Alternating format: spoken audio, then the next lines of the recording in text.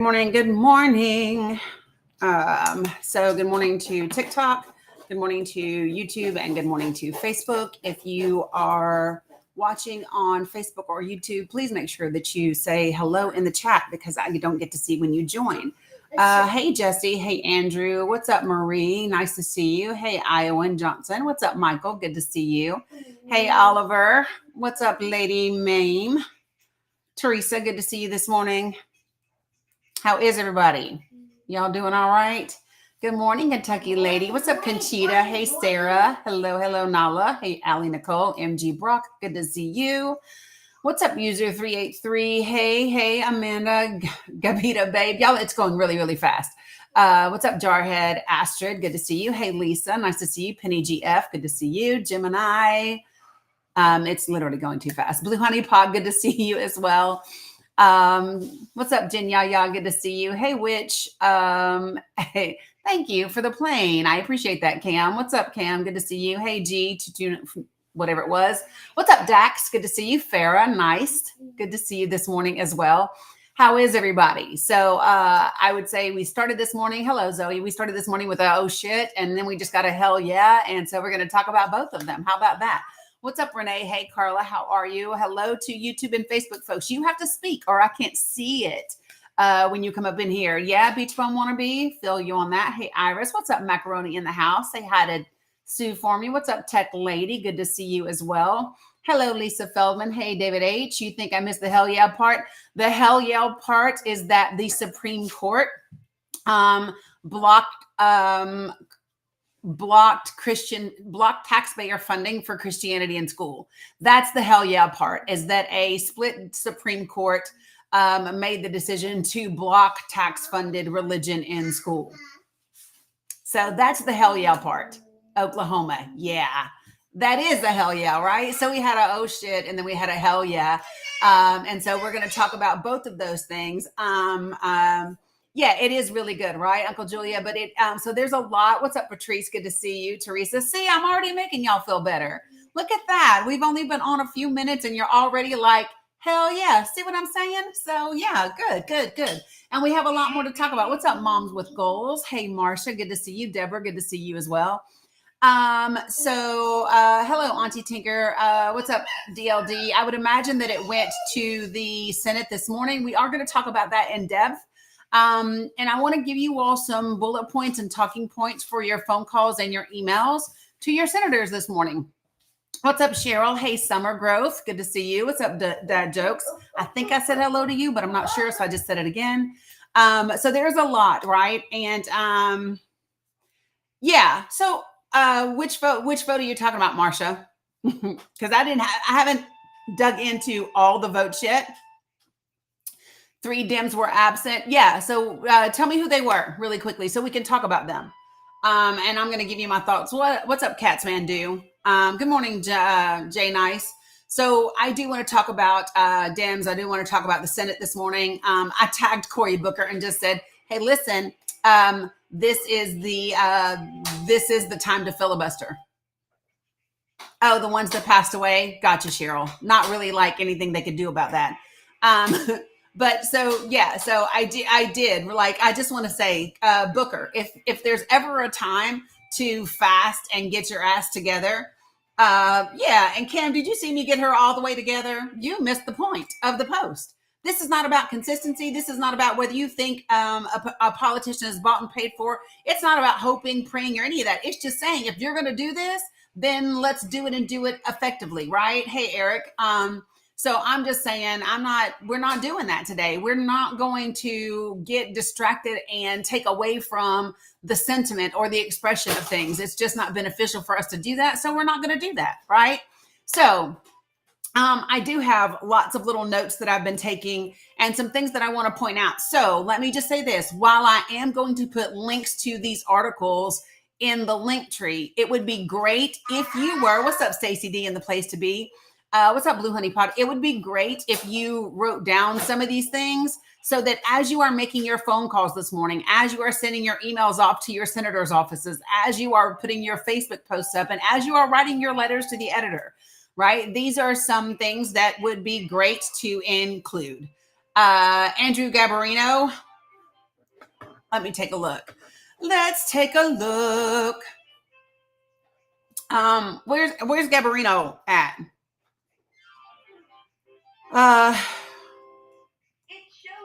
Yeah. Good morning. What's up, Christine? Good to see you too. What's up, Masani? David. Are those the ones that passed though? Are those the ones that passed, Macaroni? Cheryl, is the ones that Macaroni is talking about, are those the people that passed? Is that what we're talking about? What's up, Tina Noel? Good to see you. What's up, Flo? Good to see you as well. Mila's playing with her new toy I got her. Hey, Robin. Good to see you as well. What's up, Candy? Mary Shaw. Andrew's in New York. What's up, Red Hot? Hey, Sandy. Good to see you this morning. All right. So can we just dive right into this? So do you all want to start with the good news, the hell yeah first? What's up, Titus? Or do we want to start with the oh shit first? Like, what would you like to start with this morning? Because I'm okay, doing either. I kind of want to start with the, see, y'all don't even agree. You want to leave the live happy? Well, who knows? We might be able to do that. Everybody wants to end on the good news. You're in an oh shit mode. Oh shit first. Oh my Lord, have mercy, y'all. You're all over the place. So no, Stacy, it goes to the Senate. It goes to the Senate today. And they are talking about a potential vote early this morning in the Senate. But I don't know when and how that has or hasn't happened yet. So let me just take a look and see. Why is this doing this? Oh shit, finished with good news. Oh shit first and finished with good news. So why am I on this? I don't want to be on this page. So give me 1 second, folks, while I pull these things up.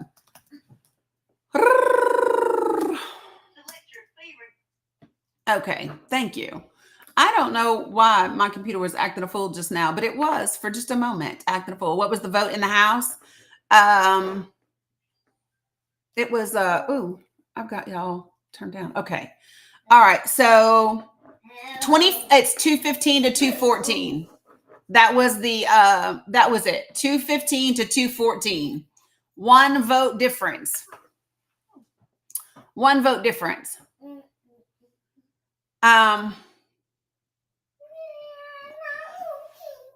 So Thomas Massie of Kentucky, Warren Davidson of Ohio voted against. Andy Harris voted present, and Andrew Garbarino from New York and David Schweitzer from Arizona didn't vote. That's the news on those. So it looks like we're starting with oh shit first, doesn't it? Yeah. So let me give it to you again. So the House it went 215 to 214. What's up, Tiny Dreamer? It went 215 to 214. Republicans Thomas Massie and Warren Davidson, Massie's from Kentucky, Davidson's from Ohio, they voted against. Andy Harris from Maryland voted present. Fuck him. And Andrew Garbarino in New York and David Schweikert in Arizona did not vote at all. This is just fucking ridiculous because had they voted and been present, we could have kept this from happening. So I immediately want to go. This is where my brain goes. Yeah, so those aren't who we're talking about, Cheryl. So listen, this is immediately where my brain goes. My brain goes to, I immediately want to look at campaign contributions in the last 30 days to Schweikert and Garbarino. I immediately want to look at that as well as Andy Harris. That's immediately where my brain goes, right? Because it could have been done. So I want to know what happened with those three individuals. That's what I want to know. 100%. I want to look at campaign contributions. I want to see if any of them have and there's so many ways. So let me just say this, y'all. Here's the part that sucks. Just keeping it real, right? If they want to do things and hide the money, there's lots of ways to do that, right? There's lots of ways to do that. But I this is the first start. I think that you look at all of their financial disclosures to see if something else happens. I go to Open Secrets to see if something else happens. And it might not happen today. These will be things that we'll have to check for the next 6 to 12 months just to see if anything pops up. Because they would think that people would look right now, I would think, right?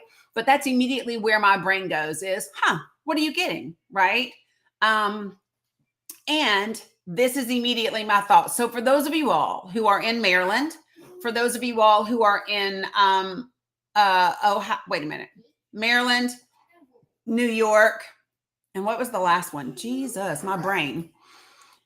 Arizona. If you are in Arizona, New York, or Maryland, you will want to write these numbers down. Okay. God, let me close some of this shit. I have so many tabs open. I can't even breathe. Let me just, obviously I'm breathing. But let me do this really quickly. I need to get rid of this. Need to get rid of this. Need to get rid of this. I just have so many things open that it wouldn't even show me all of the tabs. Okay. So if you guys are in Arizona, if you are in Maryland, and if you are in New York, those three, I want you to listen to me. So in your, a judge just blocked Trump's executive order to shut down the Department of Education.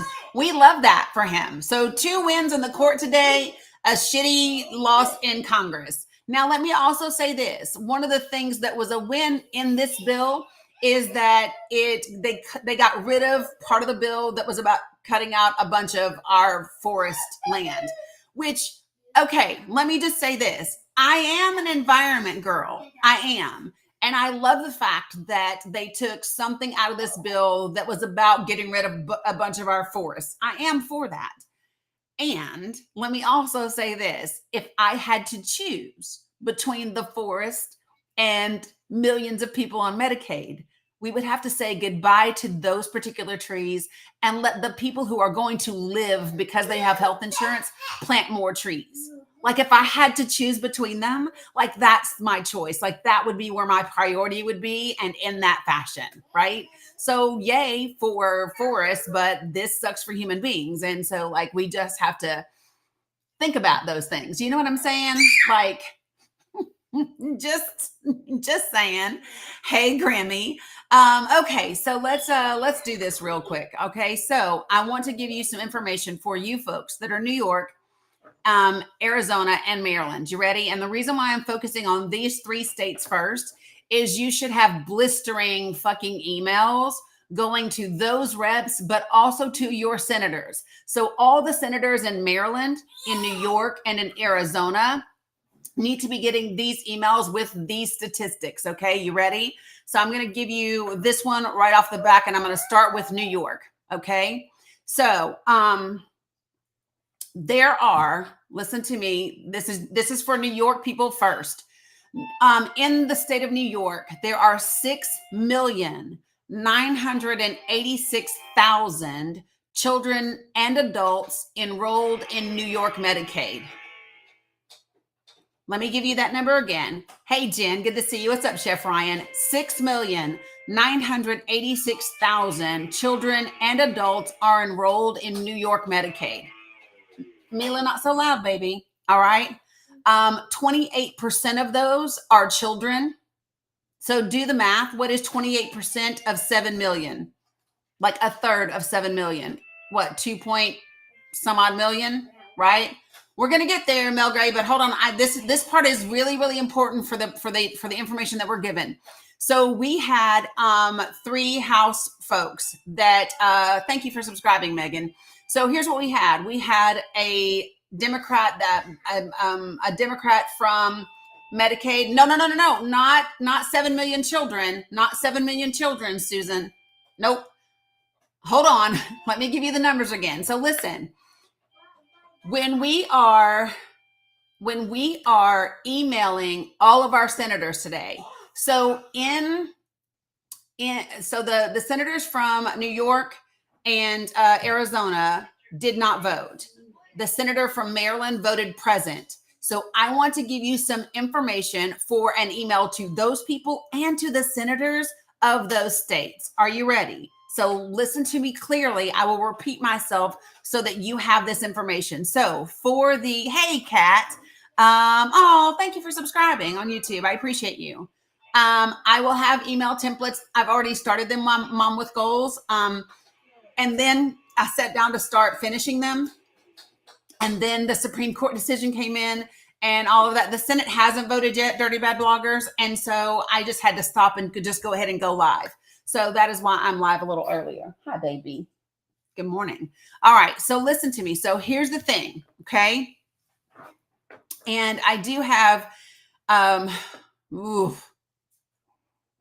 do have C-SPAN up just to keep us in the loops. But here we go. Okay. So listen to me.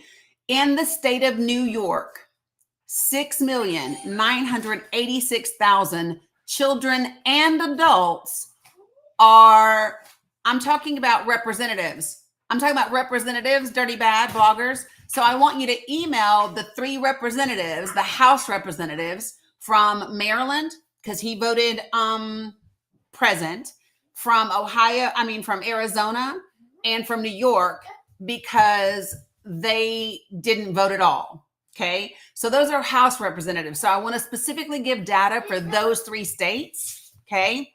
And now's the time to be emailing your senators. And what's good. Yes, baby.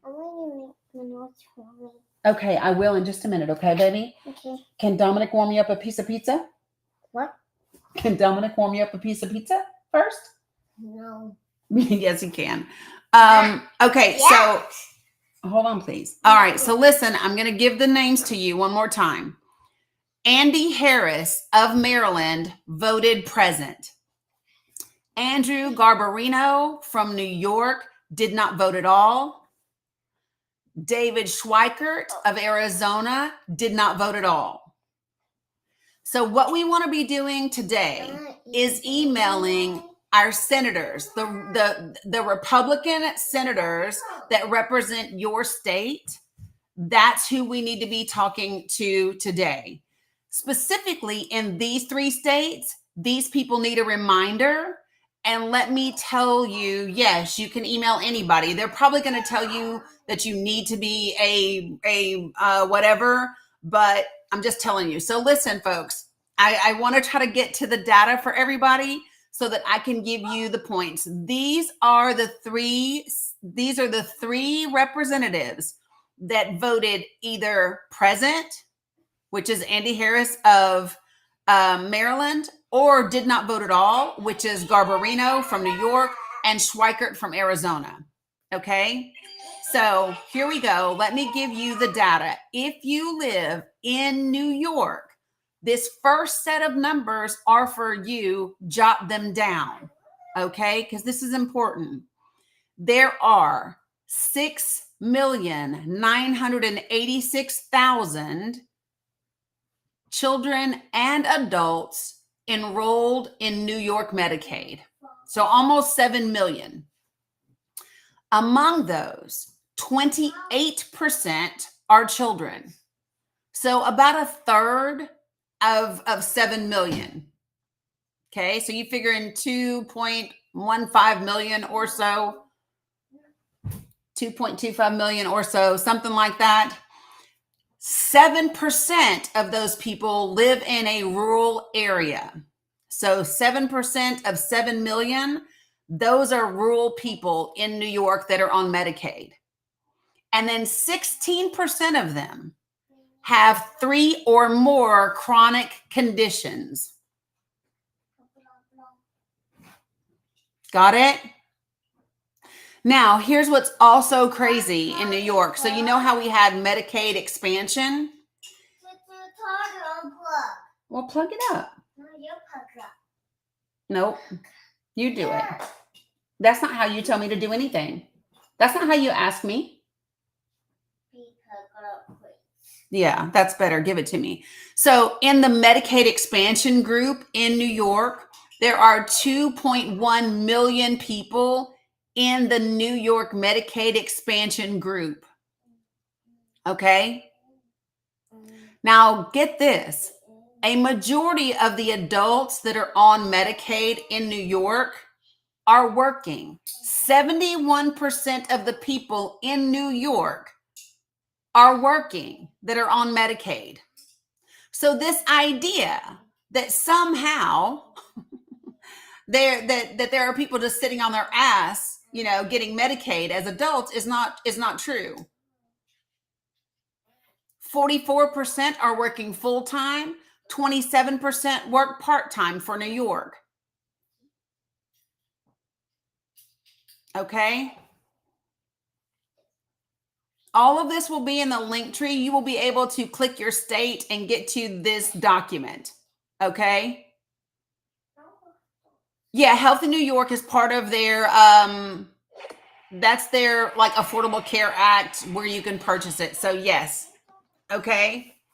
So now I really want to take some things home. Okay. So listen to me. One sec while I do this before Sandy or Uka or Edith or Astrid say reset, please. Which I love you guys for being on me to do that. So here we go. All right. So listen, okay, hold on.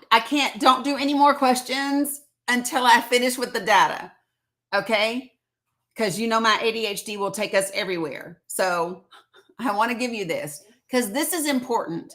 While we are busy trying to make women give birth to babies, right? Regardless of their condition or the woman's condition or anything else, while we're busy trying to make that happen, it's incredibly important for us to know that in the state of New York, 49% of all births are covered by Medicaid. Did you hear what I just said? 49% of all births in the state of New York are covered by Medicaid.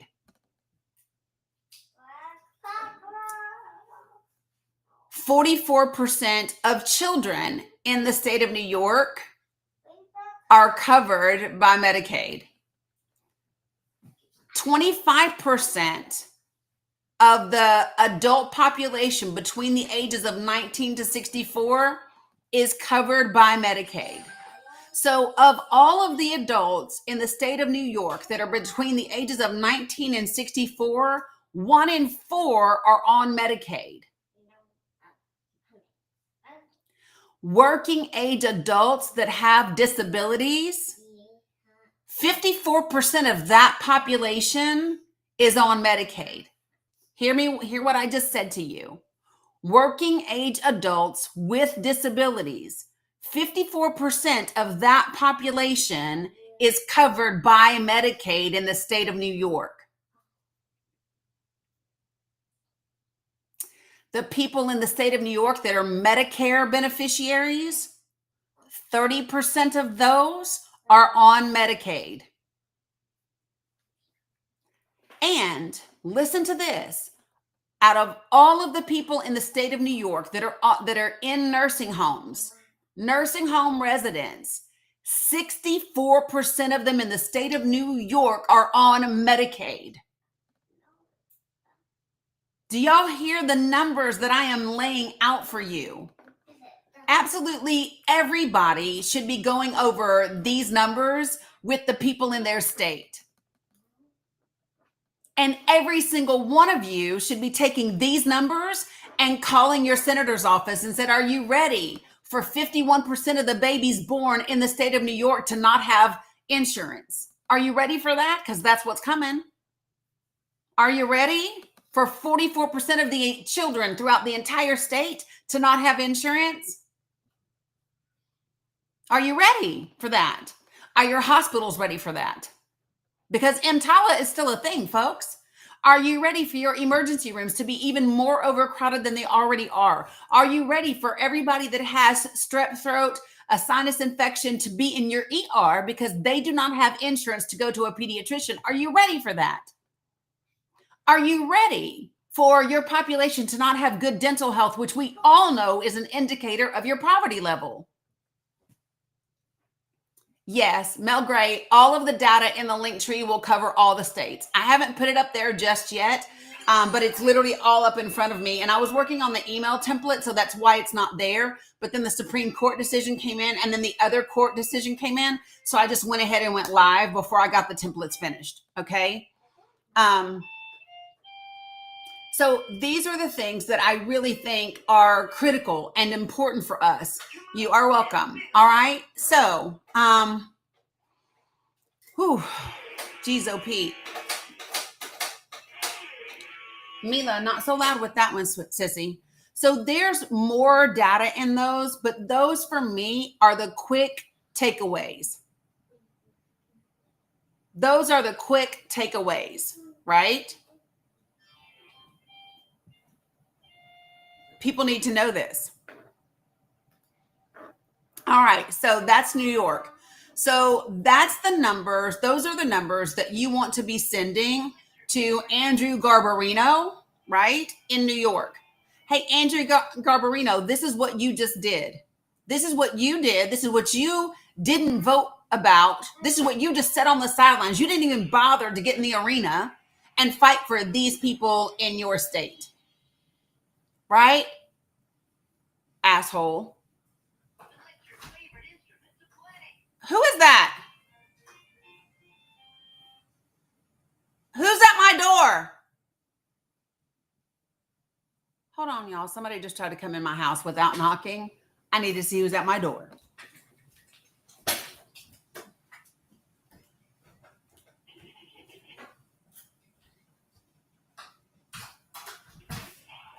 Girl. I didn't think you were getting out until noon. Oh my God. I know, but usually half day is noon. Look what you got. You got the Amazing Artist Award. I love it, sis. That's incredible. So Bella had a half day today at school, y'all. And I thought she was getting out at 12. And I had literally told Dominic, yes. I said, listen, look for your sister on the balcony at 12 o'clock on the bus. And and she got up, and when I opened the door, she goes, I'm here. But hey, Grammy said, hi, Sunshine. Hey, Linda. Hey, Isaiah. Hey, Kimberly's. So let me just say this, Grammy, let me make sure there's not there's no school information on this. So I'll hold it up. So look, Mom, she got the Amazing Artist Award at school today from her teacher. She is so excited. And look what she made. She says, did you know the earth only has 1% of clean water? So she made this that says, save the earth. Yep. And then she says, the planet is making the plants. The pollution is making the plants that help die. That help us breathe. Yep. So listen, she wrote on here, the pollution is making the plants that help us die, that help us breathe die. What, baby? And this is the clean water. And then there's. So this is the clean water. And then it goes down through here. And this is the earth. That's amazing, sis. I love it.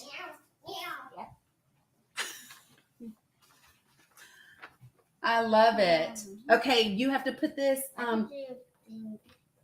Girl, I didn't know who was at my door. I didn't think you was supposed to be home yet. It scared me for a minute. If you want pizza, let Dominic warm you up a slice, okay? That's amazing.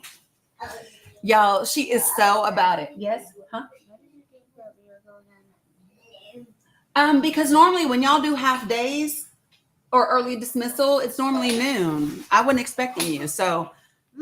But they definitely are my grandbaby's cats, man, too. She's serious. She be on people about the environment all the time. She is about that life. So let me see. Okay, so it's done. So the goal is done. Yes, I was. You heard me, Sandy. Who's at my door? Who are you? Okay. So let me recap for those of you guys that weren't in here when I started this live. We have some news today that is some oh shit news. And then we have some news today, 2 of them that are like hell yeah news, right? So the oh shit news is that the big ugly bill passed the House. And it passed the House with a vote of 215 to 214. In those numbers, we actually had 2 Republicans that voted against it, which were Thomas Massey in Kentucky and Warren Davidson of Ohio. And then you had Andy Harris in Maryland, who just voted present. You had Andrew Garbarino in New York and David Schweikert in Arizona, who did not vote at all. And so we want to be talking about the impact of this bill. And so sometimes I think the best way to do that is to give specific numbers for the states that we're talking about, right? And I'm going to go over many of your states right now. But I want to, and so this is the thing. So Christine, this is what I said. Andy wants more cuts. Yeah, I'm not. Yep. So Maryland, New York, and Arizona. But listen, we want to be contacting all of the senators today. All of the senators today. Right. Massey doesn't care now that his wife is gone. But let me just say this. You need to be looking for campaign donations, but don't do that today. So here we go. You ready? All right. So I just gave you the data points. Yeah, she will, Mom. My face. I know. Okay. So I just gave you New York's numbers. Now we're going to go to Maryland and then we're going to go to Ohio. And then I'm going to do some of the other states where we have, so I automatically think about my senators in Kentucky and Ohio. Why? Because Massey already voted no. Davidson already voted no. So I want to kind of see what those are. So we're going to do those, but I want to do with those 3 folks that gave us crap. Anyway, Mimi, don't irritate your brother. Be nice. So give me a second. All right. All right. So right now we are going to move on to, sis, look in my brown bag for yours. Oh, you might want that. Okay. All right. So here is is it correct that one dim didn't vote? What I can tell you is that Andy Harris of Maryland voted present. What? Will you ask Bella? She can help you. She's your big sister. She'll help you. Can somebody check for me about, because I know that it sounds like,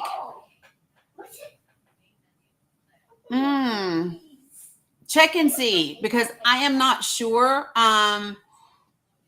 Yes, Rick Scott and Ashley Moody, those are your Republicans. Now, let me go ahead and give you Maryland and then New York. Okay, are you ready? So here is Maryland. Nope, don't give me that. I want Maryland. Thank you. All right, so for my Maryland people, these are your numbers. 1,469,000 children and adults are enrolled in Medicaid in Maryland. So almost 1.5 million. Like if you want to use rounding numbers, it's 1.5 million for Maryland, 7 million for New York if you're rounding numbers. Now, in Maryland, 36% of that are children. So 1/3 of the people that are on Medicaid are children, over 1/3, 36%. 4% live in rural areas. So whatever 4% of 1.5 million is.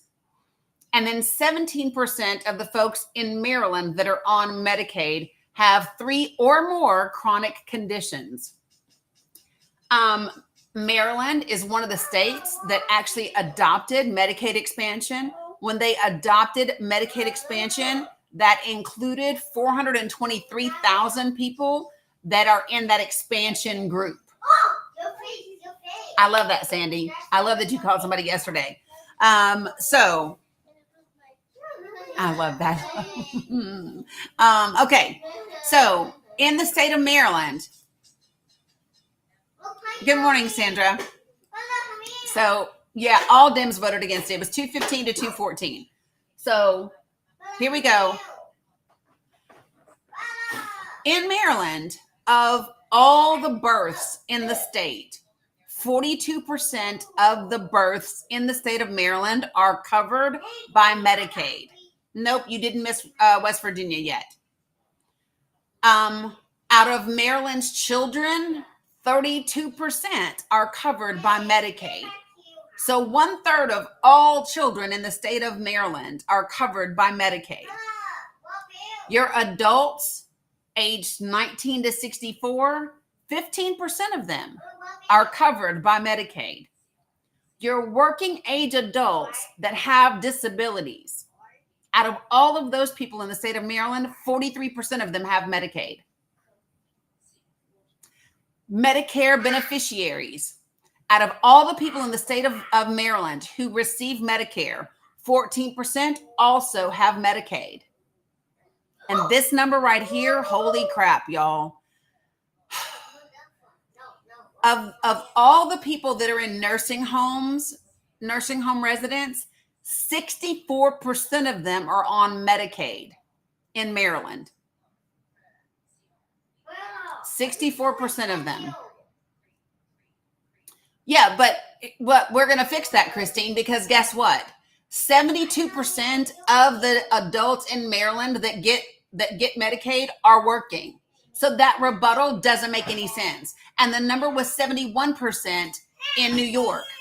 So what we are seeing, right, is that the majority of the people in New York and Maryland that are adults that are on Medicaid are working. 48% of them in Maryland are working full-time, and 24% of them are working part-time. So this is not a case of people are just sitting around and they're getting Medicaid for no damn reason and they're not working. Nope. 72% of them are working. So just saying. Next, I'm going to give you Ohio. Do I have people in here from Ohio? I think that I did. What's up, Linda? But I'm not sure. It's a big KFF report and article, and I'm looking at each of the data sheets. So, Amy, all of it's going to be in the, all of it is going to be in the link tree when we get done with this live. And I've started a template email for everybody. They are working and they need insurance. Why? Because we have rich ass corporations that have no desire to cover insurance for people, who don't want to pay people full-time wages or work so that they don't have to provide those types of things, right? And so that's what we have. We have corporations, period. Well, what's crazy is that we had one person that just voted present, and two other people, and two people that didn't vote at all. This could have stopped. And any damn Republican should know that this is not good for their constituents, especially not their poor constituents and their rural constituents. But listen, if this doesn't tell you that they don't give a shit about poor people, it should. It just means they're present. They were there, but they chose not to vote either way. Yeah, and then again, that's a problem that's a problem. So I'm talking about big ass corporations, coolest mom ever. That's what I'm talking about. And so when it comes to small businesses, guess what? That's an issue with the insurance company. So when we talk about the cost of healthcare, we need to include healthcare insurance in that problem. Oh, it's permitted all the time. It's permitted all the time, Stacey D. They don't have to vote yes or no.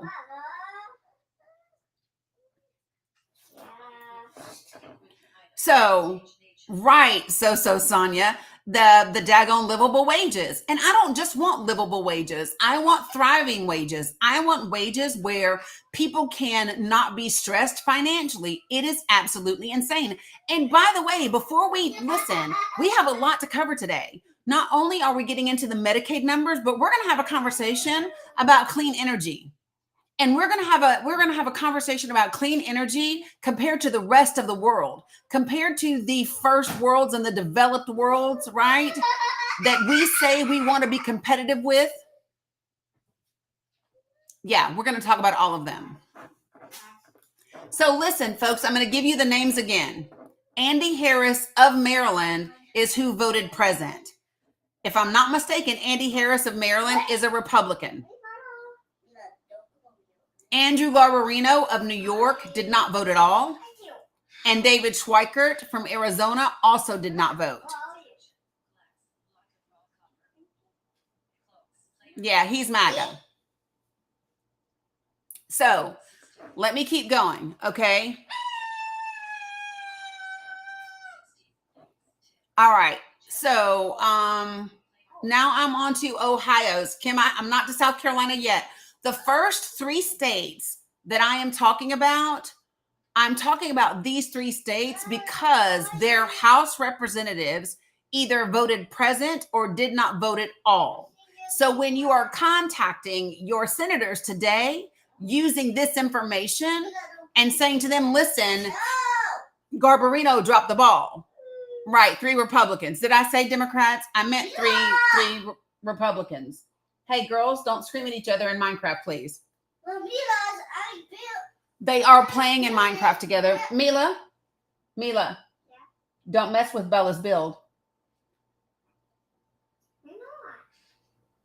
Okay, so, nope, it will be when we're done, Uka. It will be when we're done. It is not yet. All right, so let me give you Ohio's numbers. Right. Okay, so in the state of Ohio, 3,081,000 children and adults are enrolled in Ohio Medicaid. So 3 million is your rounded number. Okay. Of those, 34% are children. 22% live in a rural area. That's huge. So that means 1 of 5, almost 1 in 4 of every person that's on Medicaid in Ohio is living in a rural community. And we know that rural Ohio votes Republican. Not because they're rural, but because that's what the data tells us, right? So 23% have 3 or more chronic conditions. They do, Mom with Goals, they do. Now, when Ohio expanded Medicaid, yep, Julie, we're going to get to that part too. I'm not there yet. When Ohio expanded Medicaid, that added, so there are 729,000 adults that are covered under Ohio's Medicaid expansion. What is that? Okay. In the state of Ohio, 39%. Yeah, Arizona is part of the 3. What am I doing? Shit. Hold on. You're right, Edith. And I'm probably doing it, but this is what I get for like answering a bunch of different questions. It is New York and it is Arizona. I'm doing Ohio. Warren Davidson voted against the bill, but I'm doing Ohio. So I'm going to finish Ohio and then I'm going to go to Arizona. Thank you, Edith, for catching me. Y'all got to stop asking about different states in the middle of shit because I get distracted and then I'm answering questions with the wrong stuff. So I know that everybody wants to hear their state. What I'm going to ask you to do is be patient with me and let me get to it so that we can talk about the numbers. What would be helpful? Let me give you all this. What would be helpful is as I'm saying the data for a particular state, type it accurately in the chat. That would be helpful because when people don't hear me say it, then they can see it in the chat. So if you want to be helpful, that's a great way to do it. Right? Sonia, don't laugh at me. I'm just saying my ADHD be going crazy. Okay, what up, Jazz? All right, so here we go. So in the state of Ohio, 39% of all births in Ohio are covered by Medicaid. Out of all of the children in the state of Ohio, 38% are covered by Medicaid. Thanks for subscribing, Dan. 38% of all the children in the state of Ohio are covered by Medicaid. I just did, Sandy. It should be there. I'm looking to see. Yeah, it says it's there. Out of all of the adults in Ohio that are between the ages of 19 and 64, 18% of them are on Medicaid. So almost 1 in 5. Out of your adults that are working age, thank you, Witch. Out of the working adults, working age adults with disabilities in the state of Ohio, 45% of them have Medicaid. So they are of working age and they have disabilities. 45% of them have Medicaid. Your people that live in Ohio that have Medicare, 16% of them also have Medicaid. And for your people living in nursing homes in the state of Ohio, 63% of them have Medicaid. Y'all, I see a lot of this hurting the most vulnerable populations. I see it hurting children. I see it hurting the elderly, and I see it hurting people with disabilities, like right off the bat. In the state of Ohio, 72% of the adults that are on Medicaid are working. 45% of them work full time. 27% are working part-time.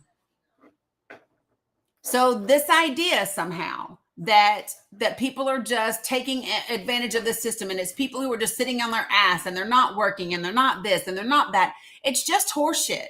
It's not accurate. So just saying. All right, so that's Ohio. I'm going to pause. You can ask some questions now, and then I'm going to go to Arizona. So what are the questions? How can you have empathy for Ohio rural areas when they voted for Trump? Empathy does not require intelligence. Empathy doesn't require, I'm not asking you to have sympathy. And I think that's the difference, goody two Lexus. I'm not asking you to feel sorry for them. That's different. I don't have sympathy for people, but I can have empathy, because empathy is not an indicator of that person's worth or value or whether they deserve what their experience is. Empathy is my ability to still see them as human beings, and for me to note how it is for any human being to endure what they're enduring, right? Whether they know better or not. And so the way to think about this is real simple, right? Each of us has done things in our lifetime that we absolutely knew better. Whether you dated the wrong guy, whether you stayed with her too long, him too long, whether you let somebody verbally, emotionally, or even physically abuse you for a period of time and you should have left. Does that mean that the people in your life shouldn't have had empathy for you? Right? We've all done things that weren't in our best interest. That doesn't mean that people shouldn't have empathy for us, even if they don't feel sorry for us. It's about the ability to have humanity, right? Compassion for humanity. That's it. The worst person on the planet, I still can have empathy, because here's one of the things that I think about this. I think about this. What must be going on in someone's life? It's not gone, but significantly cut. There are significant cuts. And I'm going to give you some of those numbers in a minute. I'm going to give you those numbers in a minute. It's not gone, but it is. No, even Trump. So let me tell you why I can have empathy for Trump. Let me just tell you, here we go. And I know my mama's like, I can't get behind this shit. Listen, let me tell you why I can have empathy for Donald Trump. I don't think of Donald Trump as he is today. I think of the Donald Trump whose dad was Fred Trump. I think of the Donald Trump who could never do anything that was good enough for his father. I think about the Donald Trump who was berated as a child, who acted out in an effort to get attention, who was sent to military school, and whose emotions were channeled into aggression and selfishness. That is how I have empathy for him. It's not having empathy for him now, but You know, it's having empathy for who he was as a kid. You know, people think that because he was born into an affluent family, that means he didn't experience any hardships and trouble, and that's simply not true. Some of the richest people in the world have gone through really horrible things, right?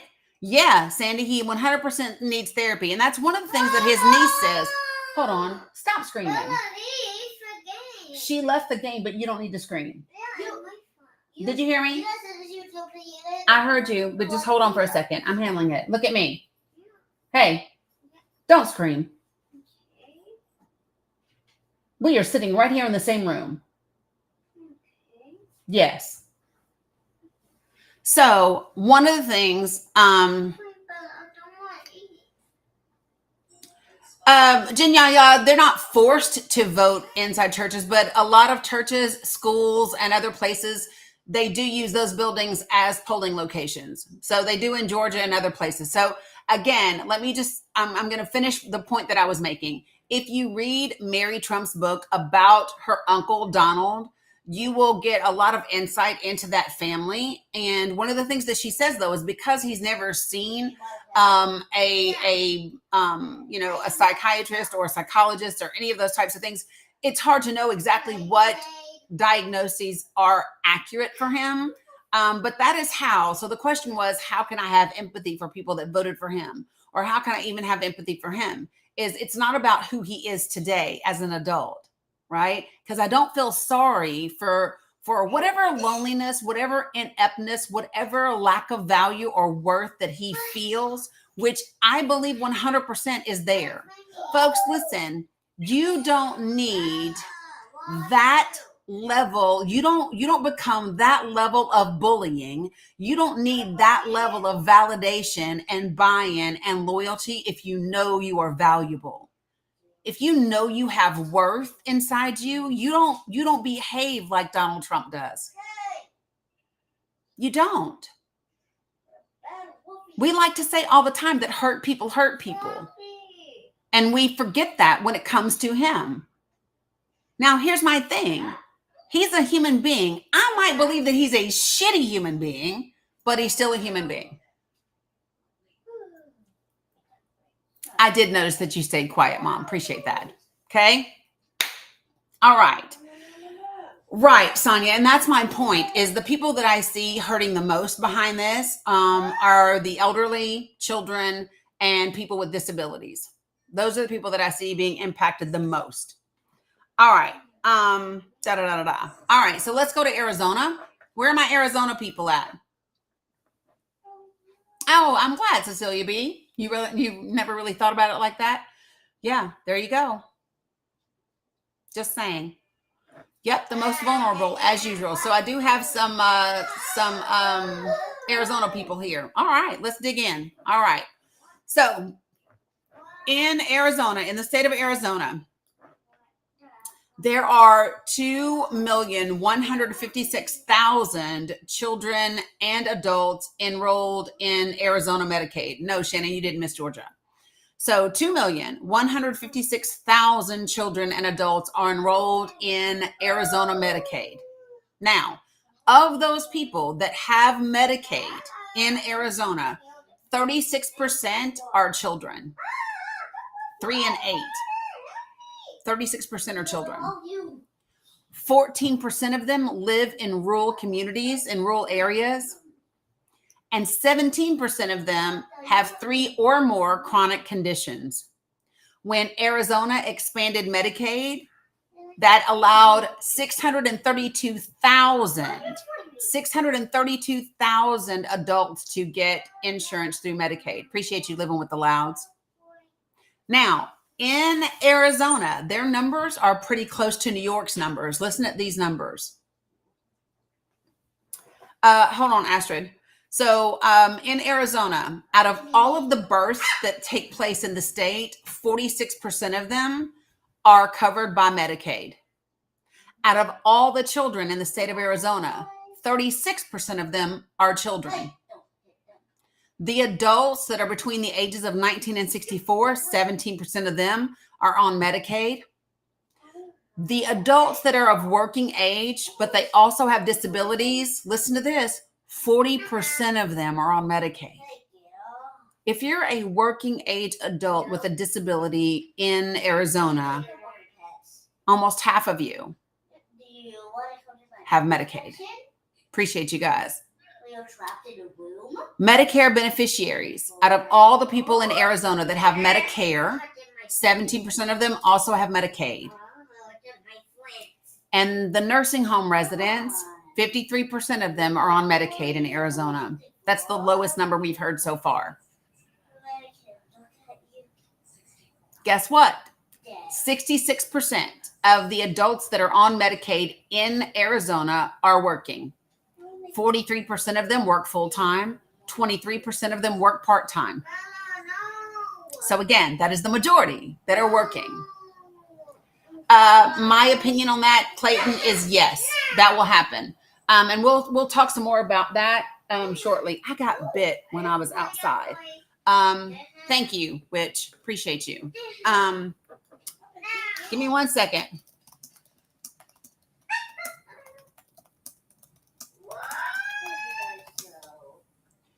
So the estimates are that Medicaid will be cut by around $600 billion. It passed over in the House overnight. It goes to the Senate today. And an estimated 10 to 15 million people could lose their health insurance under the bill. Okay? They're saying anywhere from 600 billion to 700 billion cut for Medicaid. So let me just tell you, Forbes is saying nearly 800 billion, right? MSNBC is saying 700 billion. And then the AI overview is 600 billion. So take it however you want to take it. Here's what we know is a shit ton of cuts. Nope, this is Medicaid. Medicaid and Medicare are completely different. Hey, what did I say? Attacking my friend. Bella, don't attack her friends. In Minecraft. All right, so Bella attacking my friends. Bella attacking my friends again. okay. Hey, Bella. Hey, girls, play in your own worlds. If you don't listen, one second, please. Why is it hard to understand? Whatever it is that you're attacking that she's saying her friends are, don't do it. And if you all don't like it, if you don't like how each other is playing, then go play in your own world. Holy Jesus. Hey, Stacey. No, not yet. I'm good. These are my grandbabies. Okay.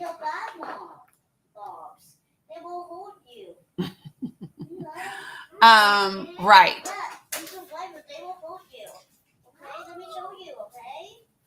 So you have to, hey, Mila, she's trying to show you that those are bad. They'll hurt you in Survivor. You're not in creative, you're in survival.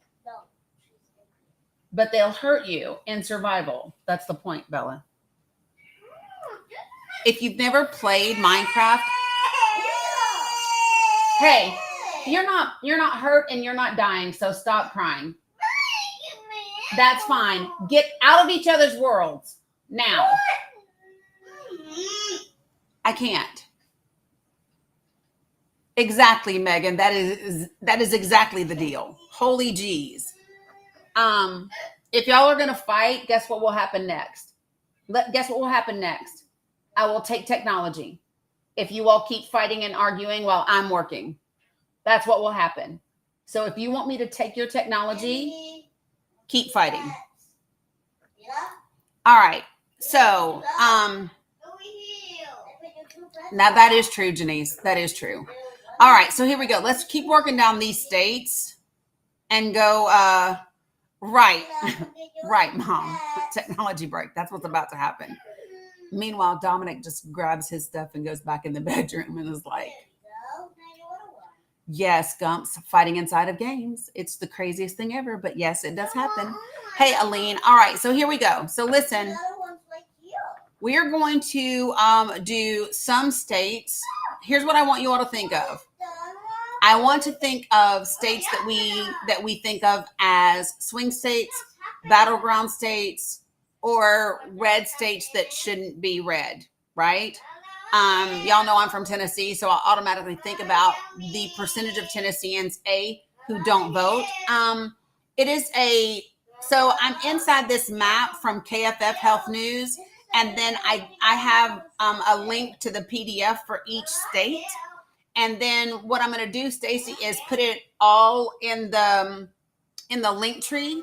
So when I get off of here, you all will be able to click your state. But the other thing that I was working on before I went live is an email template. The thing that's going to be important for this is for you to plug in the data from your state and then go from there. Okay.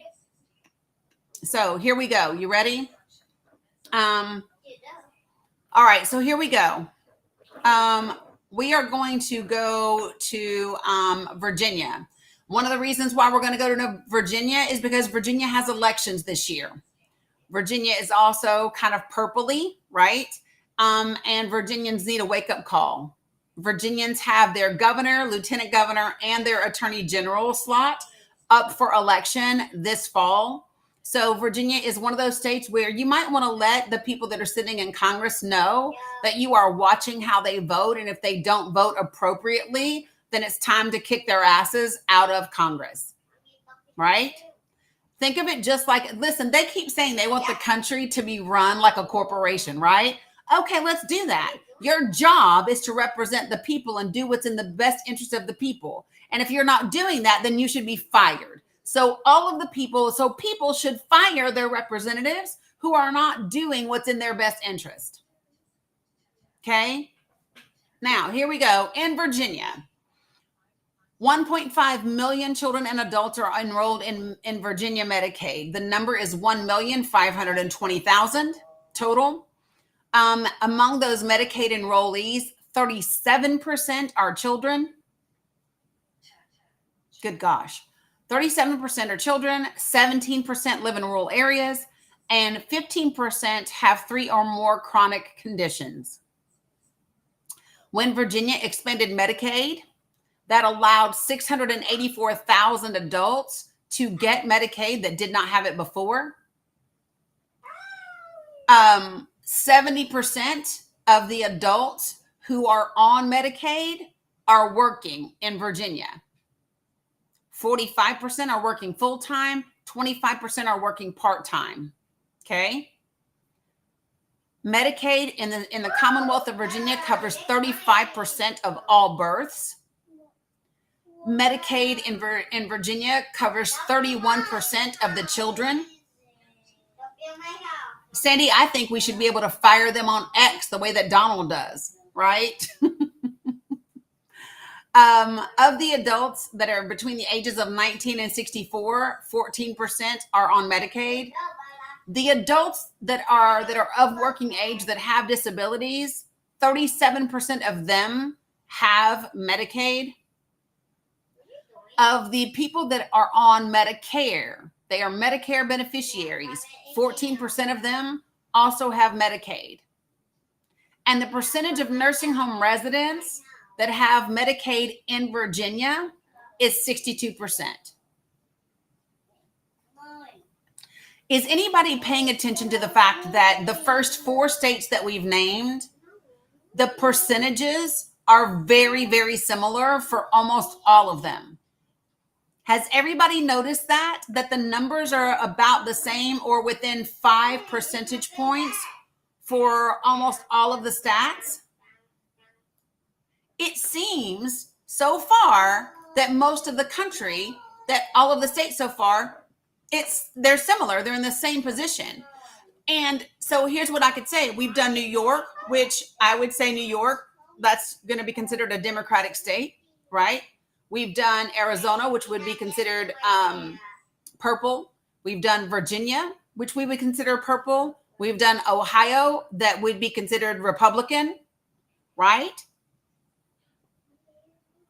That's interesting so far. Let me make a list of the ones that I've done before I forget. We've done Maryland, which I think would also be considered Democratic, but Maryland, New York, Arizona, Ohio, and Virginia. So we've done 5 states so far. What's up, Cam? Welcome back. All right, so here we go. All right, so next up, making sure I don't close out the thing. Okay, shoot. So let me just say this. Oh my God, I love this so much. Sorry, guys. Can I give you all the country statistics for like the entire country? Can I give you those stats? Can I do that? All right, let's do that. This is for the entire country, and then I still will keep doing states, okay? For the entire country, there are 83.1 million children and adults that are on Medicaid. 83.1 million children and adults in this country are on Medicaid. 38% of them are children. 17% of them live in a rural area. 15% of them have 3 or more chronic conditions. From the states that adopted Medicaid expansion, that's 41 states and DC, that allowed 20.2 million adults to get health insurance coverage. Isn't that crazy, y'all? Just by expanding Medicaid and having the federal government match 90%, which is what we're at now, of what the state is putting in, 20,272,000 adults got Medicaid under the expansion. That's the total enrollees in the country, Christine. What's up, Ja? Now, listen to this. A majority of the adults that are on Medicaid are working. 70% of the adults that are on Medicaid are working. 44% are working full-time. 26% are working part-time. Guys, those are damn near the straight-up numbers that we just read from the first 5 states. The percentages are almost exactly the same. Listen to this. In the United States, 41% of all births are covered by Medicaid. Read those numbers again. Okay, listen. In the United States, for the adults that are on Medicaid, 70% of them are working. 44% work full-time. 26% work part-time.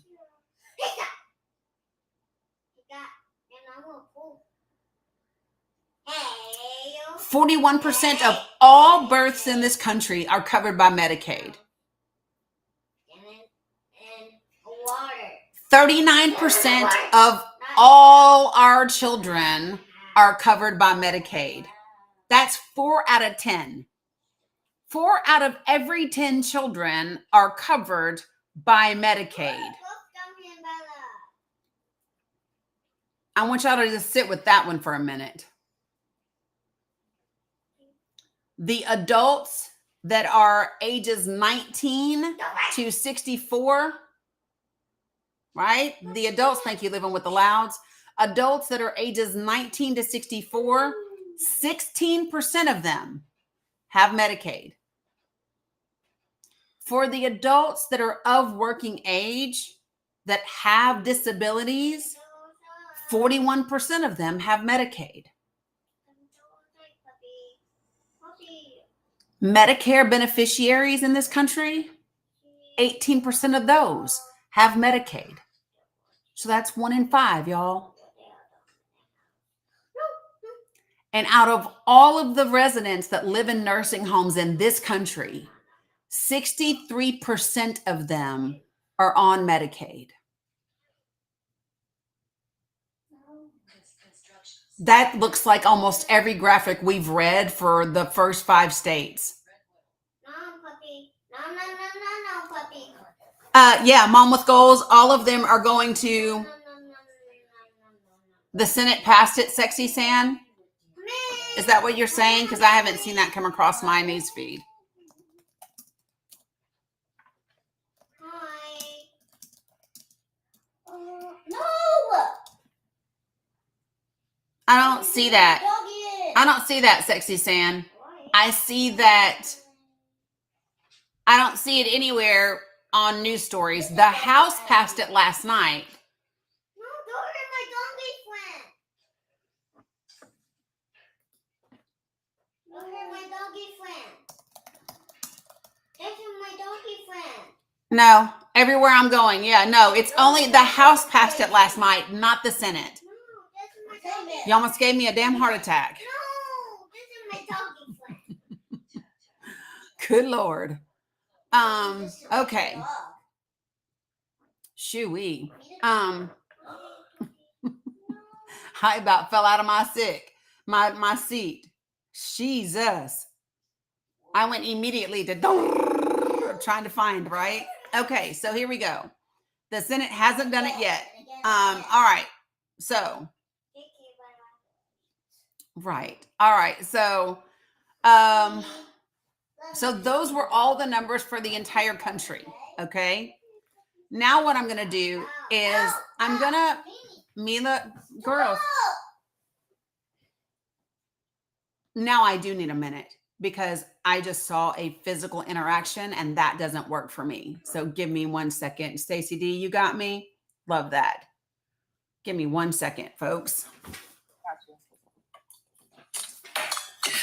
Hello, Dannykins and newbies to the Danny Cook Show. It's great to see everybody. This is disturbing news. We are definitely having a no shit moment, but we're going to end on something good.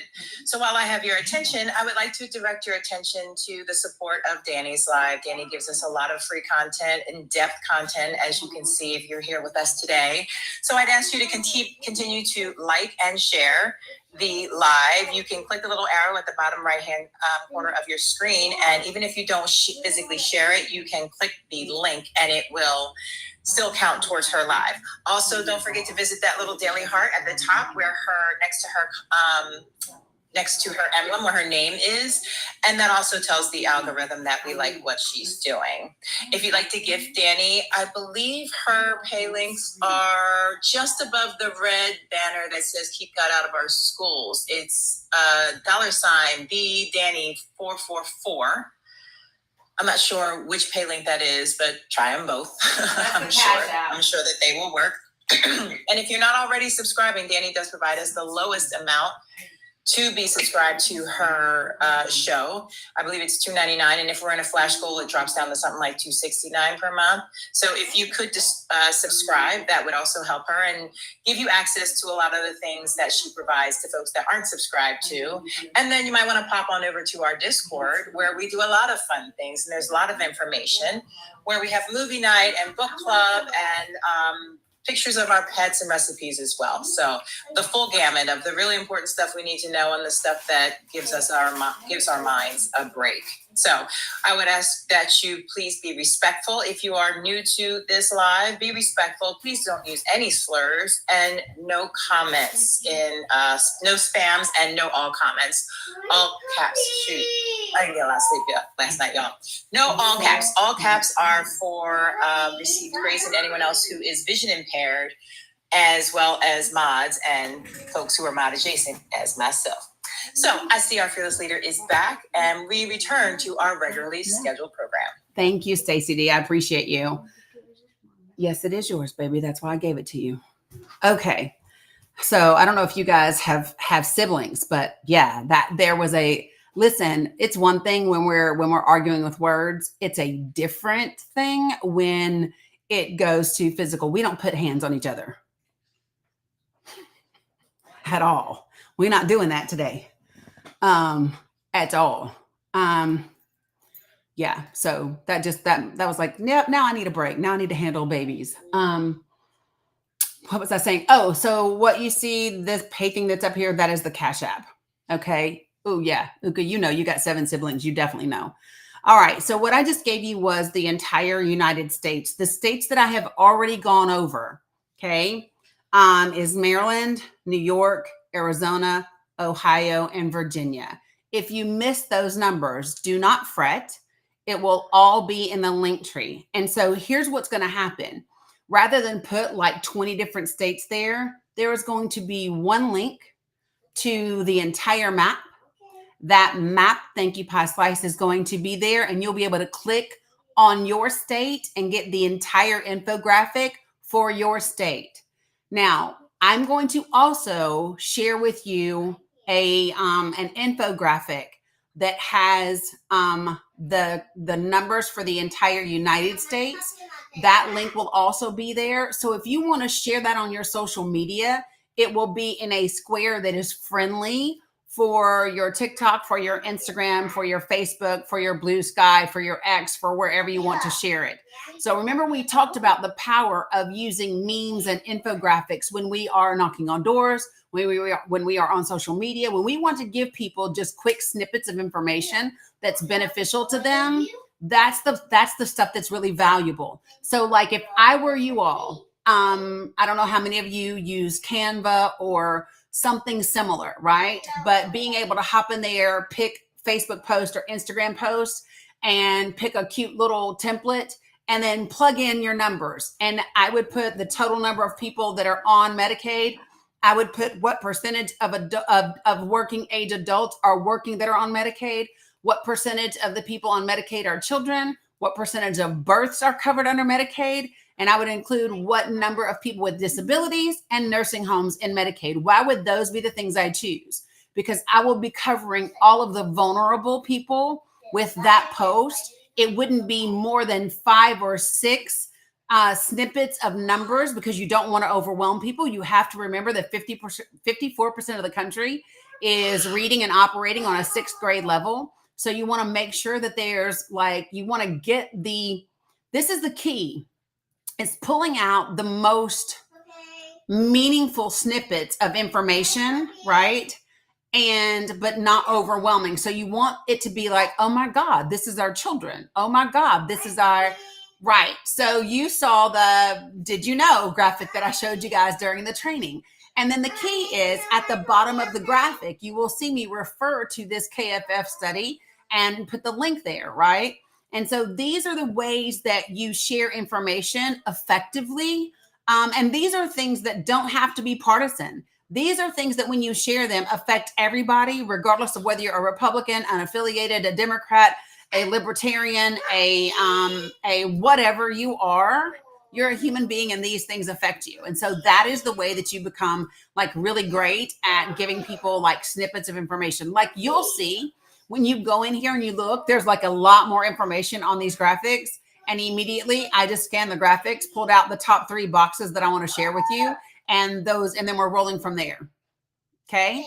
Because while there's a lot of information on here that's great, it's too much for everybody. Right. So you just want to pull out the top points and then be able to roll with those. Okay. So what I want to do from here is I want to go, and I'm actually going to do this now from the states that have the most significant numbers. Are you guys ready for this? So New York was one of them. And now I'm going to come down and I am going to very quickly, I am going to do West Virginia. So I know that I have some West Virginia people in here. So if you are West Virginia, make sure that you listen to these numbers. Holy crap. Wow. Wow. Yes, Jennifer Cotton. It is on YouTube and Facebook, so they're automatically recorded over there. So in Virginia, 522,000 children and adults are enrolled in West Virginia Medicaid. Okay, so 500,000 people. Now, of those, 32% are children, 34% live in rural areas, and 20% have 3 or more chronic conditions. When West Virginia expanded Medicaid, that allowed 171,000 adults to get insurance, to get Medicaid. Now, of the adults in West Virginia that have Medicaid, 62% of them are working. 37% are working full-time. 25% are working part-time. 46% of all children born in West Virginia are covered by Medicaid. 45% of all the children in the state are covered by Medicaid. Of the adults that are between the ages of 19 and 64, 24% of them, 1 in every 4, are on Medicaid in West Virginia.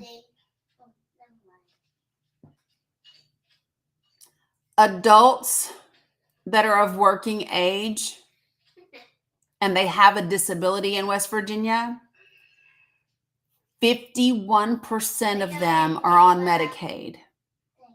So if you are an adult that is of the age to work and you have a disability in Medicaid, 51% of them are on Medicaid. Medicare beneficiaries in West Virginia, 19% of them, 1 in 5 also have Medicaid. And this one is going to just make you, I don't even know.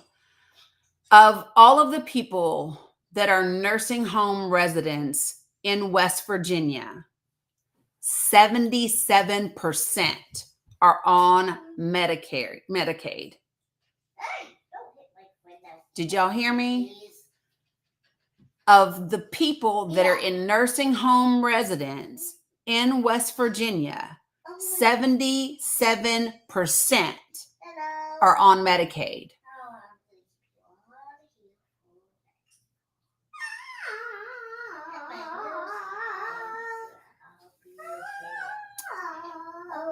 For West Virginia's congressional districts, Medicaid covers 25 to 35% of their congressional districts. Girls, not so loud.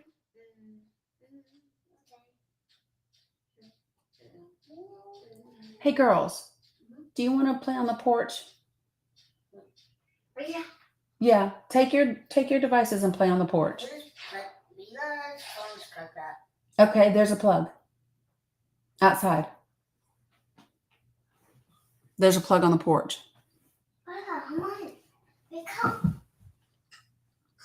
Yeah, West Virginia's crazy, right? But when you think about the fact that 25%, Dominic, can you come help your tutu? 25 to 35% of people in West Virginia's congressional districts. Can you take the charger for Mila and plug it up on the balcony for her? Yeah, thank you. So listen, of their congressional districts, 25 to 35% of the people are on Medicaid in West Virginia. So when you think about $600 billion, $700 billion, $800 billion in cuts to Medicaid. Why are you screaming? I am literally sitting right here. You don't have to scream. In between the chairs, baby. Just take that little cover off. Wow. Crazy. All right. Yeah, if you know somebody in West Virginia, they want to know this information 100%. All right, so here we go. TikTok wants me to start a flash goal, you guys. And that means that 40 different people have to send a rose, which is 1 coin. And it can't be 40 of them from one person. It's got to be 40 different people. So, all right, so next I'm going to do Kentucky. Now, here's what I would be saying to the Mitch McConnells, the Amy Klobuchars, the senators in Kentucky, is that Massey got it right. Massey of Kentucky voted against this bill, and those senators need to follow suit because Kentucky's numbers are also astronomical. Okay, you ready? Here's what it is. In Kentucky, 1.4 million children and adults are enrolled in Medicaid. 1.4 million children and adults are enrolled in Medicaid. Thank you, baby. I appreciate you. Of those people that are enrolled in Medicaid, 9% are children in Kentucky. Listen to these numbers, y'all. You might be thinking, oh, 9% of their enrollees are children. Not a big deal. Listen to this. 55% live in rural communities.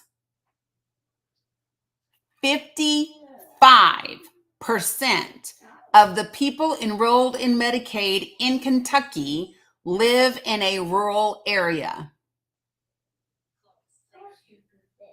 And 19% have 3 or more chronic conditions. When Kentucky expanded Medicaid, that allowed 488,000 adults to get Medicaid. The vast majority of them are in Eastern Kentucky, Brandy. Yep, they are.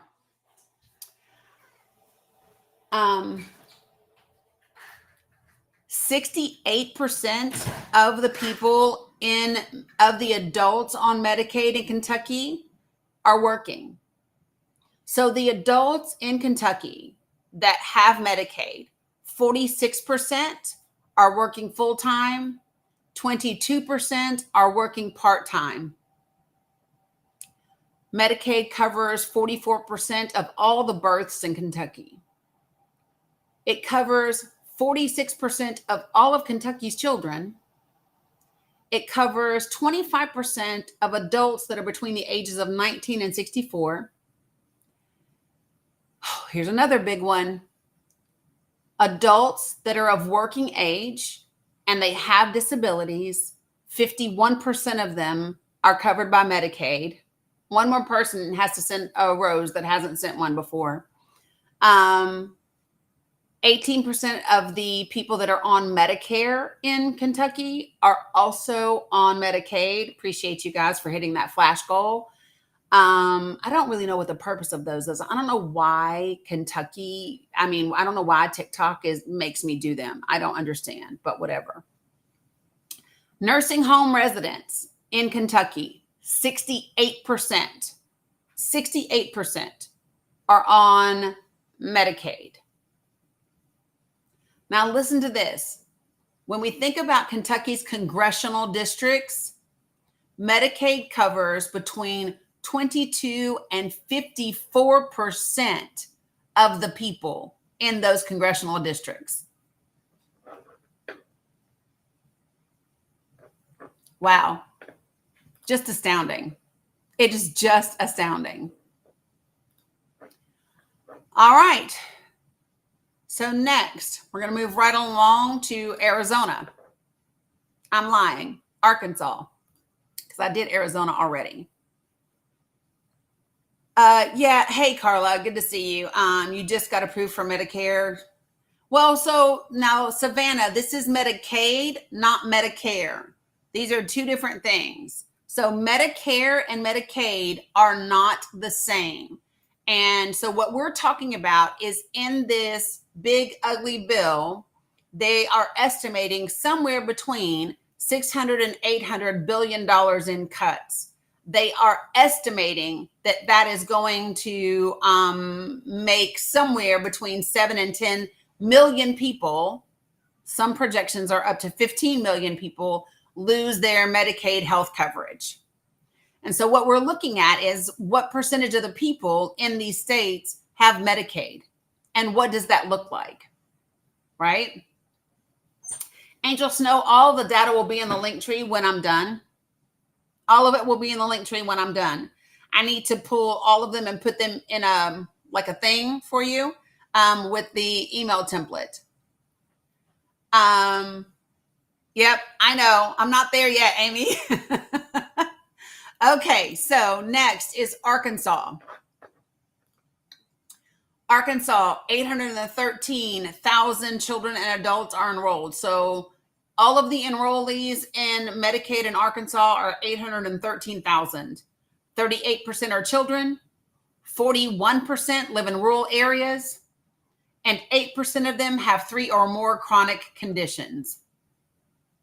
Medicaid expansion allowed a little more than 250,000 or almost 250,000 people, 243,000 adults to get Medicaid under Medicaid expansion in Arkansas. A majority, 64% of the adults in Arkansas are working that are on Medicaid. 41% are working full-time, 23% are working part-time. Medicaid in Arkansas covers 41% of all births, 47% of all children, 20% of all ages all adults between the ages of 19 and 64, 46% of all working age adults that have disabilities, 19% of all Medicare beneficiaries in Arkansas also have Medicaid. And of the nursing home residents in the state of Arkansas, 67% are on Medicaid. Sandy, if you're not a bot and you're a real person, join the panel because I'll take you up on that discussion. In the congressional districts in Arkansas, Medicaid covers anywhere from 20 to 31% of the people in those congressional districts. Yeah, not that Sandy, the other Sandy.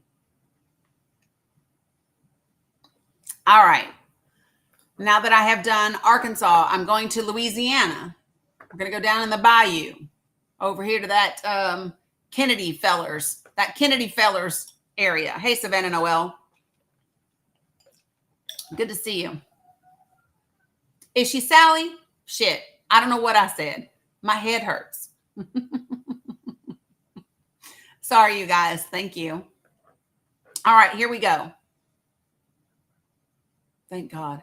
Y'all see how much quieter it is? I just put them on the porch playing. Thank God. All right. Louisiana. Y'all ready? Here we go.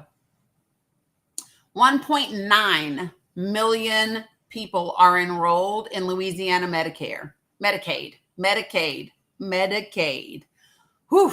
1,856,000 children and adults are enrolled in Medicaid in Louisiana. Of those, 30% are children, 36% are children, 20% live in a rural area, and 18% have 3 or more chronic conditions. The majority of Medicaid adults, they work in Louisiana. 69% of them work. 46% work full-time. 23% work part-time. Ahmad needs to unblock Sally. Sally can get on the panel anytime Sally wants to. Absolutely, anytime. In Louisiana, Medicaid covers 64% of all births. That's the largest number we've seen. In Louisiana, Medicaid covers 64% of all births.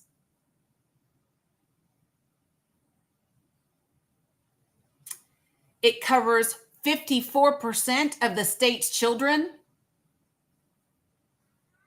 It covers 27% of all adults between the ages of 19 and 64. It covers 54% of working age adults that have disabilities. It covers 26% of all Medicare beneficiaries. And hold on to your pants, folks. Yes, Louisiana. And Medicaid covers 74% of all nursing home residents in Louisiana.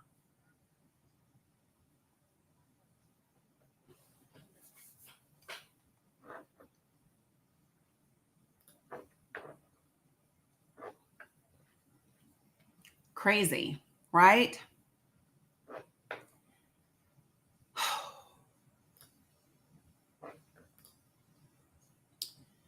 You know, the thing that frustrates me about this is many of the people who need to hear this won't hear it because the mainstream media is not telling people.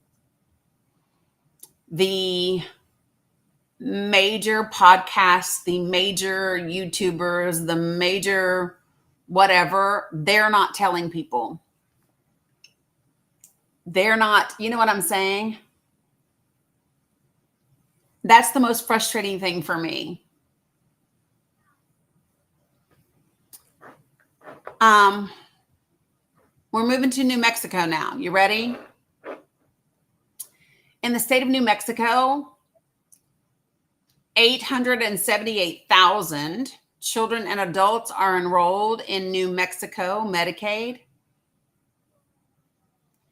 Of those, 34% are children, 37% live in a rural area. Thanks for subscribing, Steffi G. And 14% have 3 or more chronic conditions. When New Mexico expanded its Medicaid, 289,000 adults were able to get health insurance coverage through Medicaid that could not previously.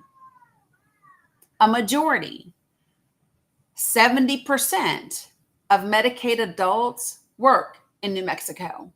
46% work full-time. 24% work part-time. So they act like this thing of, oh, we're going to put a working requirement for Medicaid. The majority of the people are already working, assholes. In New Mexico, Medicaid covers 55% of all births. No, Farrah, you didn't. 55% of all births in the state of New Mexico are covered by Medicaid. Get ready. 61% of all children in New Mexico are covered by Medicaid. 61% of all children in New Mexico are covered by Medicaid. 30% of all adults between the ages of 19 and 64 are covered by Medicaid. 53% of working age adults with disabilities are covered by Medicaid. 23% of Medicare beneficiaries also receive Medicaid. And 67% of nursing home residents in New Mexico are covered by Medicaid. Yeah, Mandy Days, we know that. Like in Tennessee, it's TennCare. In New York, it's Healthy New York. Like it has its own names wherever it is, but it's still Medicaid. And people know that it's Medicaid because they got to go through the Medicaid office to still get it. You know what I mean? But this is the federal name for it. So those are the numbers for New Mexico, folks. They're astounding, aren't they?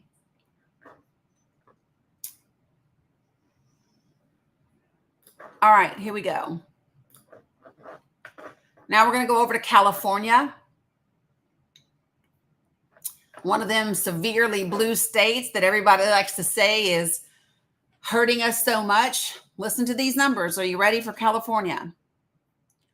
14,478,000 children and adults are enrolled in California Medicaid.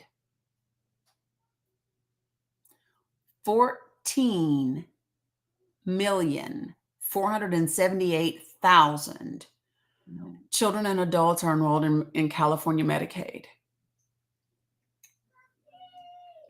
Of those, 28% are children, 6% live in rural areas, and 12% or more, 12% have 3 or more chronic conditions.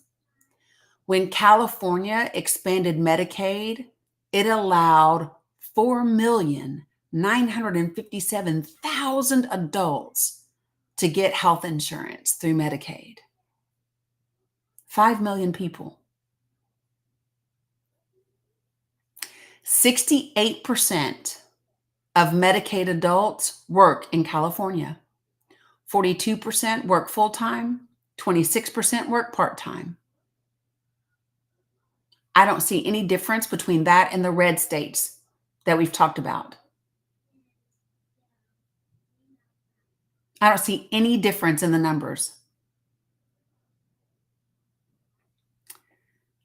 In California, Medicaid covers 40% of all births, 43% of all children,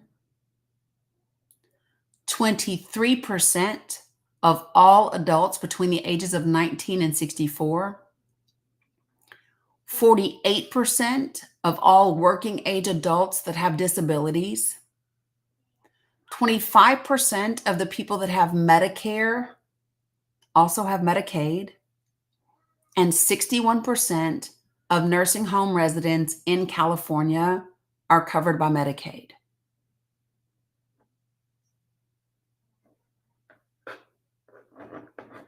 Sheesh.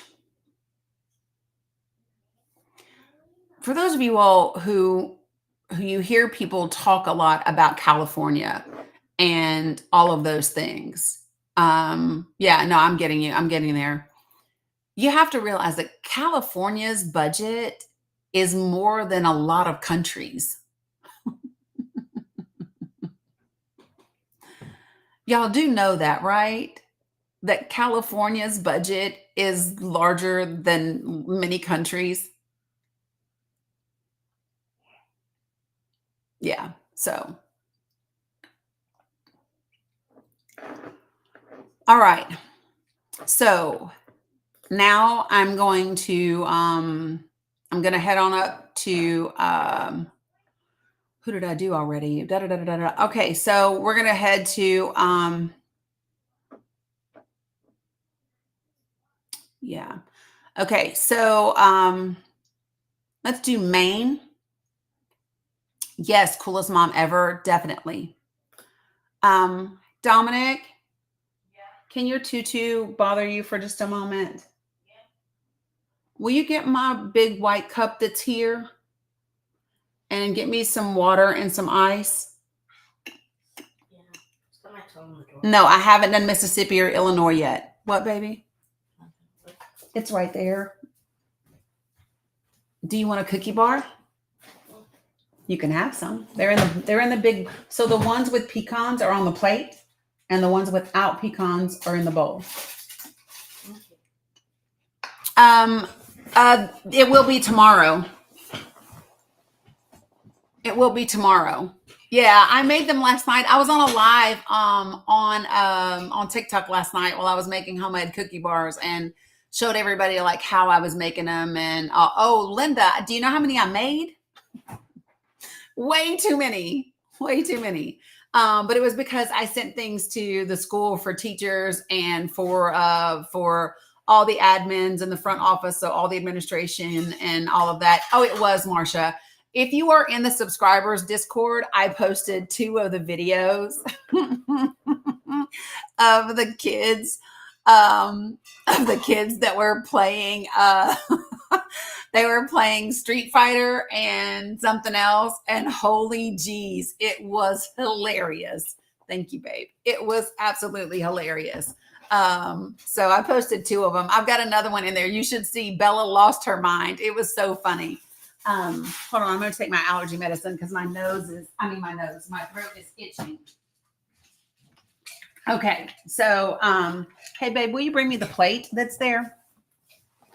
Yeah, they're so funny. They had a ball. They did. It was a good night. We had pizza and we had chocolate chip cookie bars that were homemade. We played Street Fighter. We played Castlevania. We played Brawl Stars. Was that all we played last night? Was that all we played? I don't think we played Castlevania or Brawl Stars. We did play Brawl Stars because we started playing it on Bella's account. Remember? Actually, Smash Bros. What did I say? Brawl Stars? Jesus. Smash Bros is what I meant. Thank you. You got me. So for those of you guys who missed it, the reason why we had a big like party night last night is because Dominic graduated 5th grade yesterday. And he graduated with A honor roll for the entire year. So we were celebrating real hard last night. And then Bella, of course, she finished hers with all S's for the year, and she improved her IEP by 25 points, which is phenomenal in 1 year. Yeah.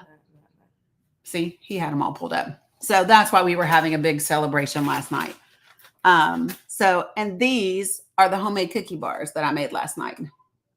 See? So yeah.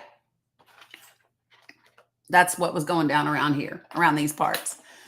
And I made 3 whole batches. I made like over 130 cookie bars yesterday. It was insane.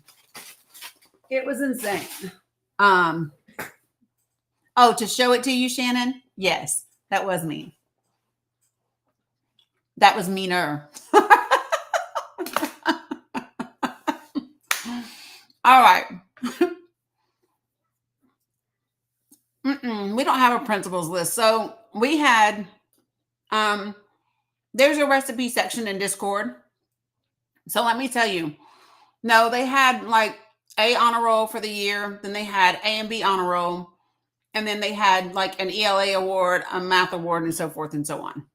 All right.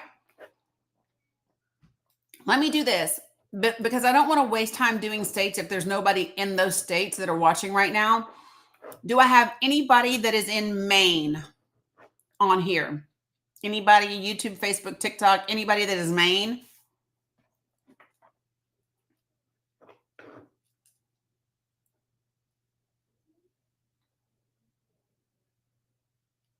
Oh, Maine. Okay, we got Maine. I'm going to Pennsylvania next, but give me a second. All right, so I'm going to do Maine real quick. Here we go. Are you ready?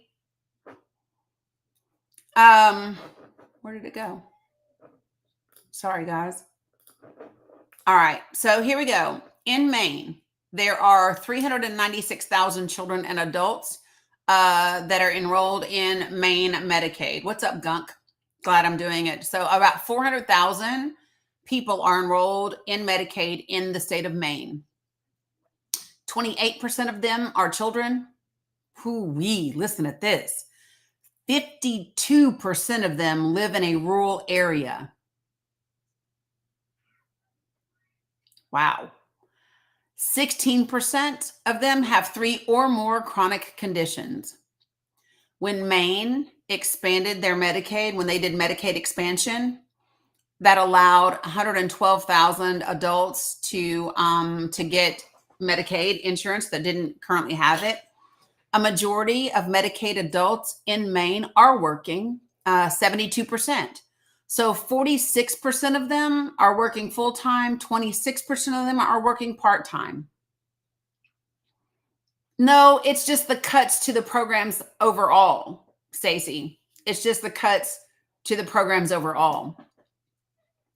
In Maine, Medicaid covers 39% of all births, 35% of all children, 19% of all adults ages 19 to 64, 47% of all working age adults with disabilities.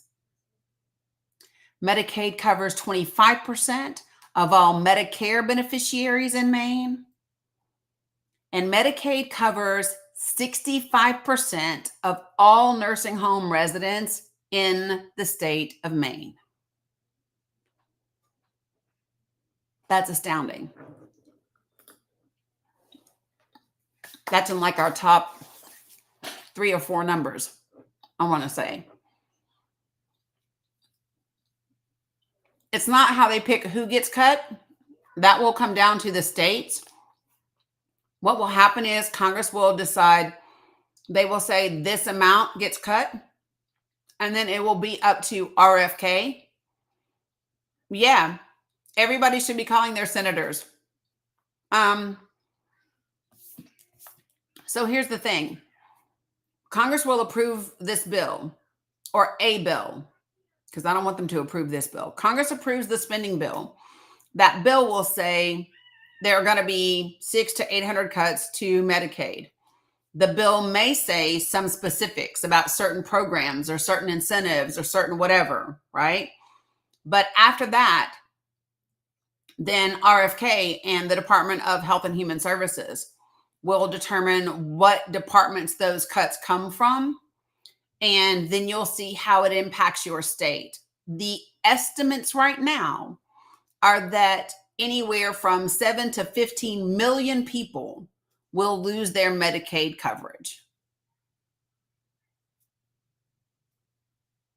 So, all right, very quickly, do I have anybody in New Hampshire, Vermont, Massachusetts, Rhode Island, or Connecticut? Do I have anybody that's Vermont, New Hampshire, Massachusetts, Rhode Island, or Connecticut? Speak now or forever hold your peace. All right, I got Connecticut. Do I have anybody else out of that group? I got several Connecticut's.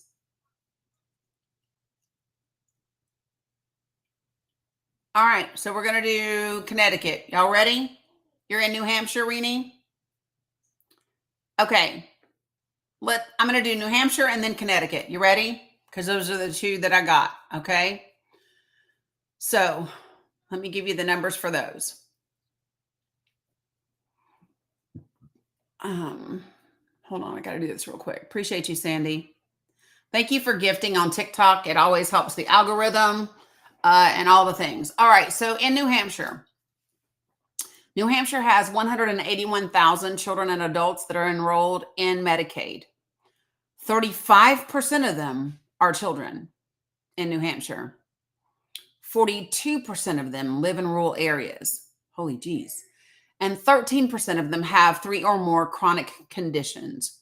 When New Hampshire expanded Medicaid, right? 61,000 adults got Medicaid insurance under Medicaid expansion. 45. So let me just tell you this: the vast majority of Medicaid adults in New Hampshire are working. That is 75% of them. 45% work full time. 30% work part time. In New Hampshire, Medicaid covers 21% of all births, 30% of all children, 10% of adults that are between the ages of 19 and 64, 31% of working age adults that have disabilities, 9% of Medicare beneficiaries, and 64% of nursing home residents. Dom, open this blind. Pull those blinds up for him and open. Titan hears the girls on the porch, so he's sitting at the door, just row, row. Yes, that is Titan because he sees the girls out on the porch. Yeah, 64% of New Hampshire's nursing home residents. You can lift that window for him, Dom, if you didn't. Or if you did, not the blinds, but the actual window. But don't open it a lot because your sisters are out there and I don't really want to hear them. So just lift it a little. Thank you, Living with the Louds. Appreciate you. All right. So next is Connecticut. You are welcome, Renee.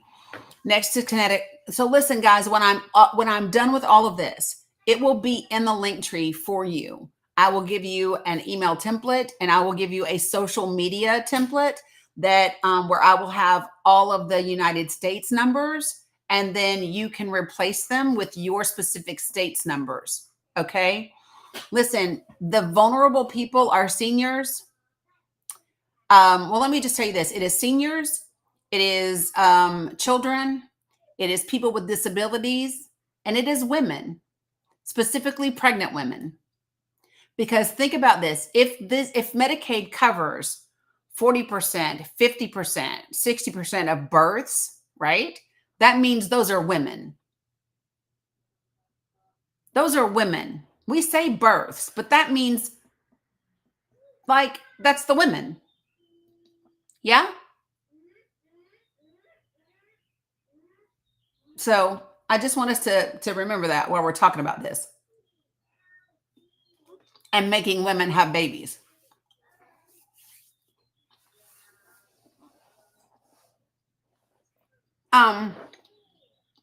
Hold on, I'll tell you exactly what it says, Stace.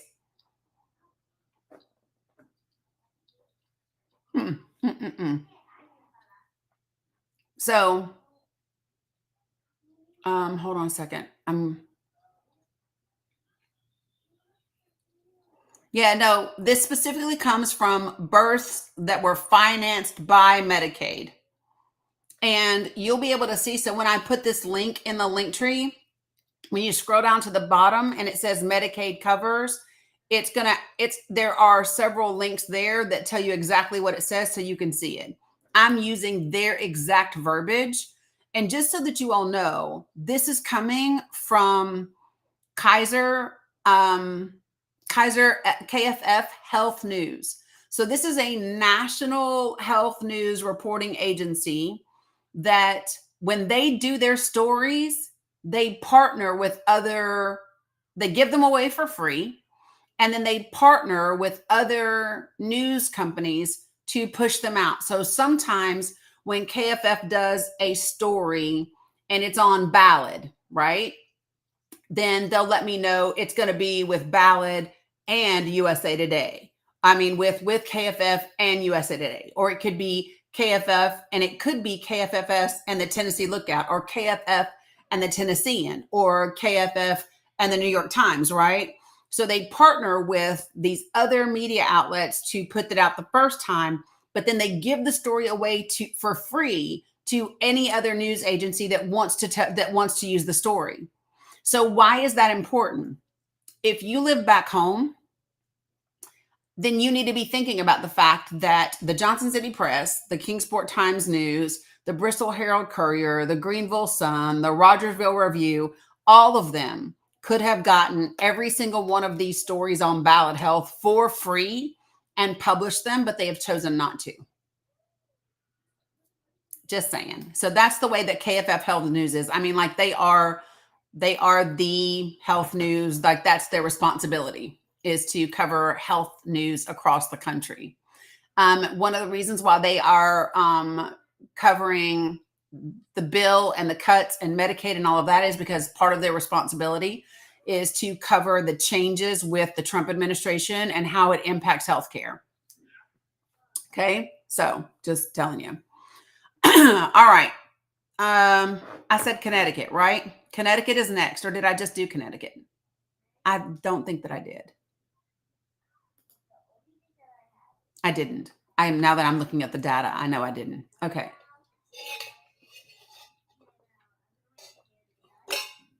Is this helpful for you, Al, to have this information and to kind of like be able to hear the numbers and then think about the impact?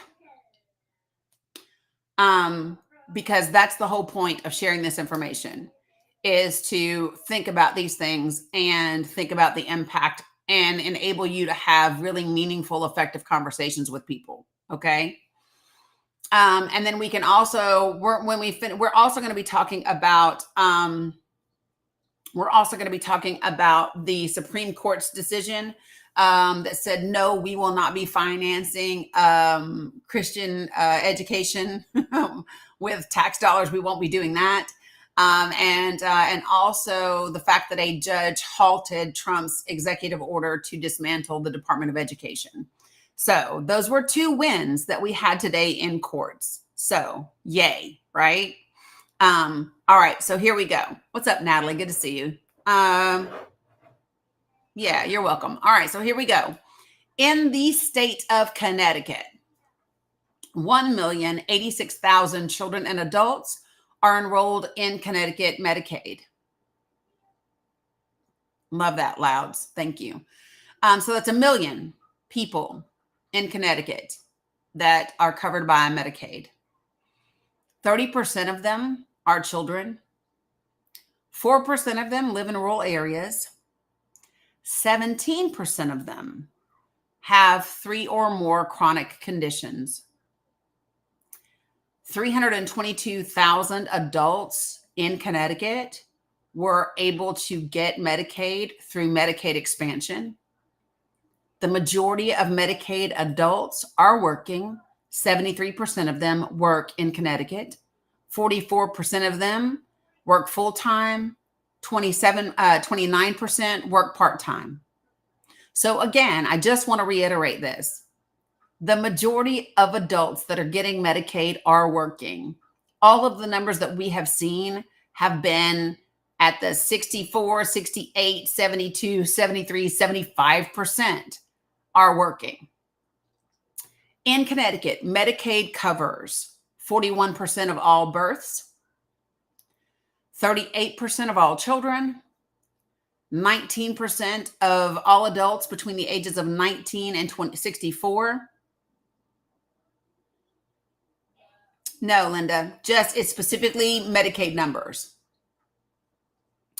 Medicaid in Connecticut covers 49% of all working age adults that have disabilities. It covers 27% of all Medicare beneficiaries. And Connecticut Medicaid covers 68% of all nursing home residents. 68%. Crazy numbers. All right. So I've already done New York. I know that I've got PA in here. Do I have any New Jersey or Delaware? Do I have any New Jersey or Delaware folks?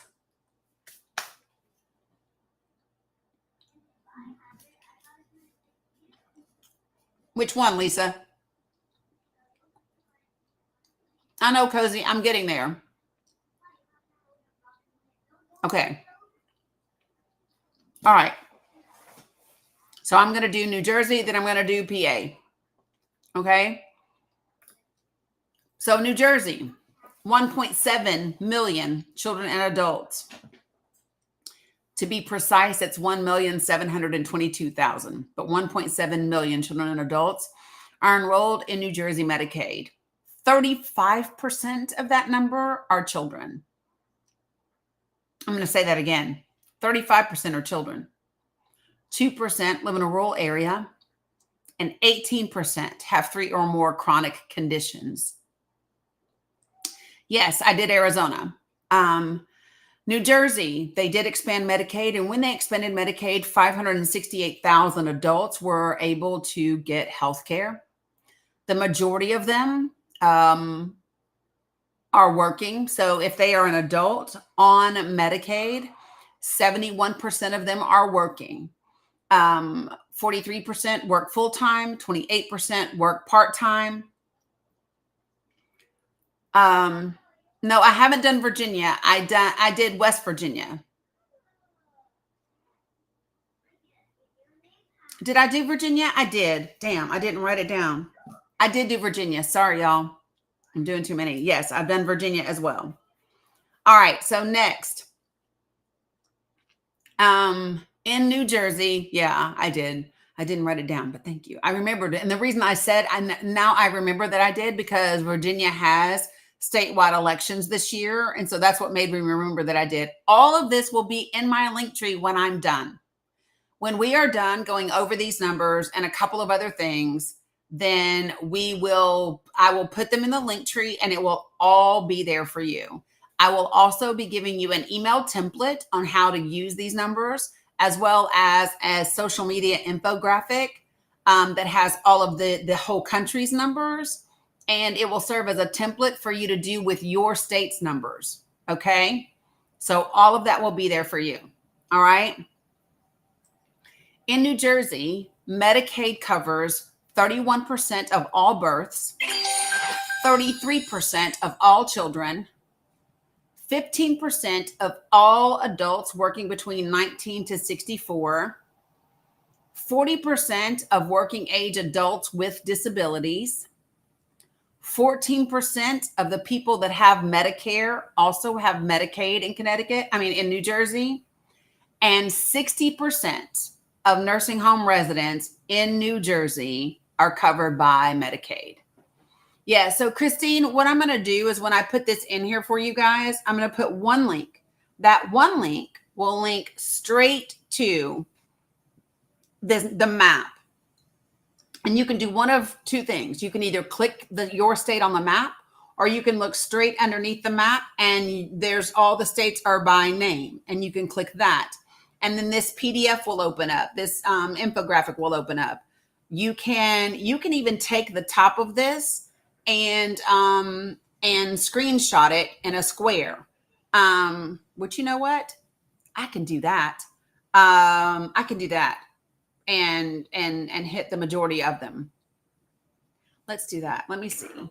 The numbers are, I know for sure I want to hit 22, 44. So there are 44 states I definitively want to hit. So we can do that. We'll work it out. So just remember, you guys, this is how we do the work, right? This is how we do the work. This is why I'm appreciative when people gift, when people when people share the lives, when people do any of the things that they do to support what I'm doing to help us. I'm incredibly appreciative, right? Because it does take time to pull it all together. All right, so here we go. I just did Jersey. And so now we're going to move on to PA. All right. All right, Pennsylvania. You have 3 million children and adults that are enrolled in Pennsylvania Medicaid. The exact number, appreciate you guys, is 2,986,000 children and adults that are enrolled in Medicaid in Pennsylvania. 35% of them are children, 13% live in a rural area, and 17% have 3 or more chronic conditions. 832,000 adults in Pennsylvania got access to Medicaid because of Medicaid expansion. The vast majority of adults that are on Medicaid in Pennsylvania work, 72% of them. 45% work full-time, 27% work part-time. In Pennsylvania, Medicaid covers, you might want to sit down for some of this, Medicaid covers 35% of all births in Pennsylvania, 39% of all children in Pennsylvania, 18% of adults between the ages of 19 and 64, 47% of working age adults with disabilities are covered by Medicaid in Pennsylvania. 17% of the people that are Medicare beneficiaries also have Medicaid. 64% of Pennsylvania nursing home residents are covered by Medicaid. So there you go.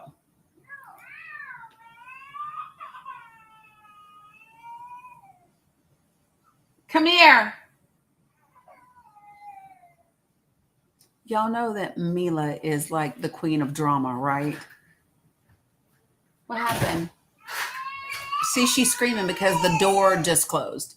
Mila, quit fake crying. All that happened was the door closed. Come here. Why were you at the chair? I don't know. What do you mean you don't know?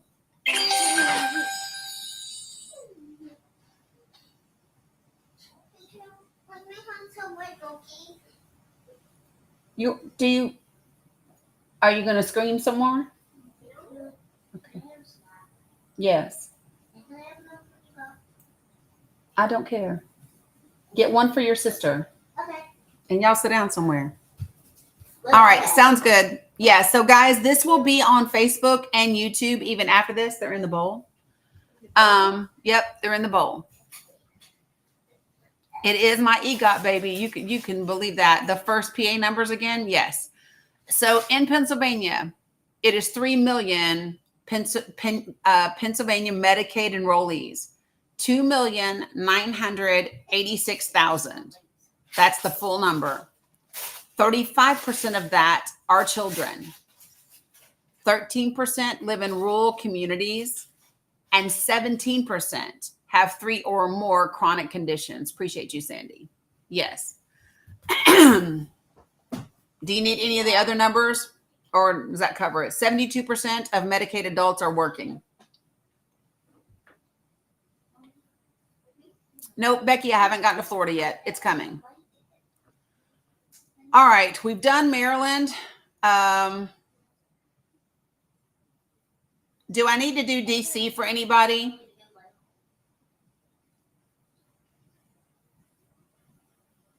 Because if not, I'm down to North Carolina. And I know I've got North Carolina people on here. So we are heading south. This will be a North Carolina, South Carolina, Georgia, Florida, Alabama, and Tennessee section. In Mississippi, that's what's happening now. So just the mention of Tennessee, of Mississippi for a moment. Did anybody see the news story from Fox Memphis? Anybody see the news story by Fox Memphis? If you follow me on Facebook, you saw it.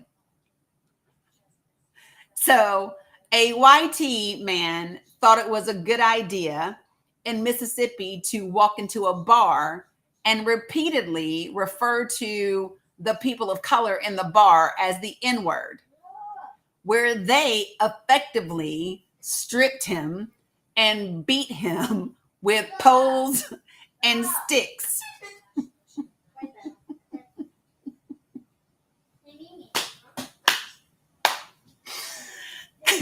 They said, "We are not our ancestors and we are not going back." Somebody commented on the original news post and said, "And some problems just work themselves out." And then somebody else said, "They must have not had a chair available."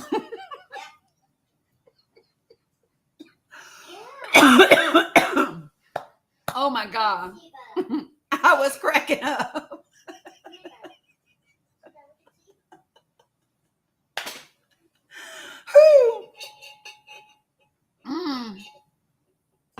I was rolling. Somebody else said the same thing, Christine. That's probably why he did it, trying to get a GoFundMe. All right. Whew. All right, here we go. North Kakalaki. All right.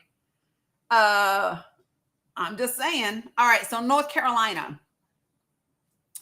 There are 3,012,000 children and adults enrolled in North Carolina Medicaid. So 3 million. Wow, North Carolina. Wow. Whew. Okay. I'm a little bit taken aback by the number that I'm about to read to you all. Out of those 3 million children and adults that are enrolled in North Carolina Medicaid, 43% are children, y'all. 43% are children. 26% live in rural areas. And 18% have 3 or more chronic conditions. I'm surprised at 43% being children. That's been about 30% for most of the states. And that 43% number is huge. So it's close to like half, you know. North Carolina did expand Medicaid. When they expanded Medicaid, 481,000 adults were able to get Medicaid. They were able to get health insurance through Medicaid expansion, almost 500,000, right? Why can't I find what I'm looking for? Oh, I got it.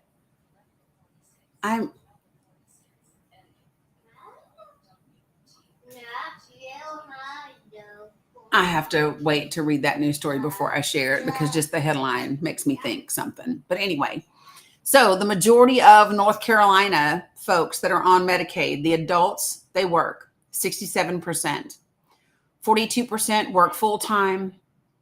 25% work part-time. What's up, Lions Queen? In North Carolina, Medicaid covers 37% of all births, 41% of all children.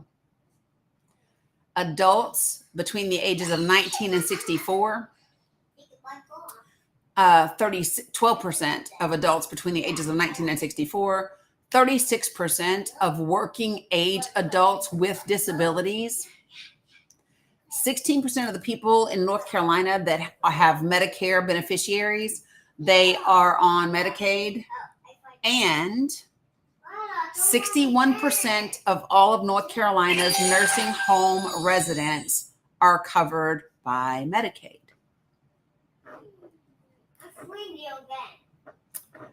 I'm going to pop over here to Tennessee, this raggedy ass state that I'm from. Sorry, y'all. I just like Tennessee's beautiful visually. Politically, it sucks. So it's beautiful to look at, just not to live there. What's up, Michigan? I'll get to you guys in a second. All right, so here we go.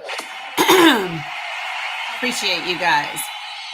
Sandy's over here doing some heavy lifting on the gifting. I appreciate it. Appreciate it.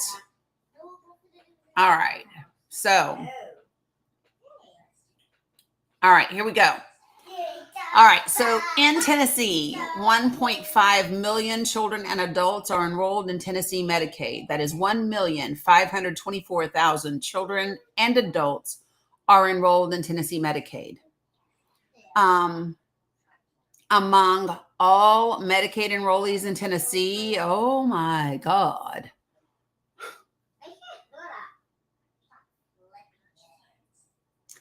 In Tennessee, children make up 48% of the people enrolled in Medicaid. Half of the state's Medicaid is children.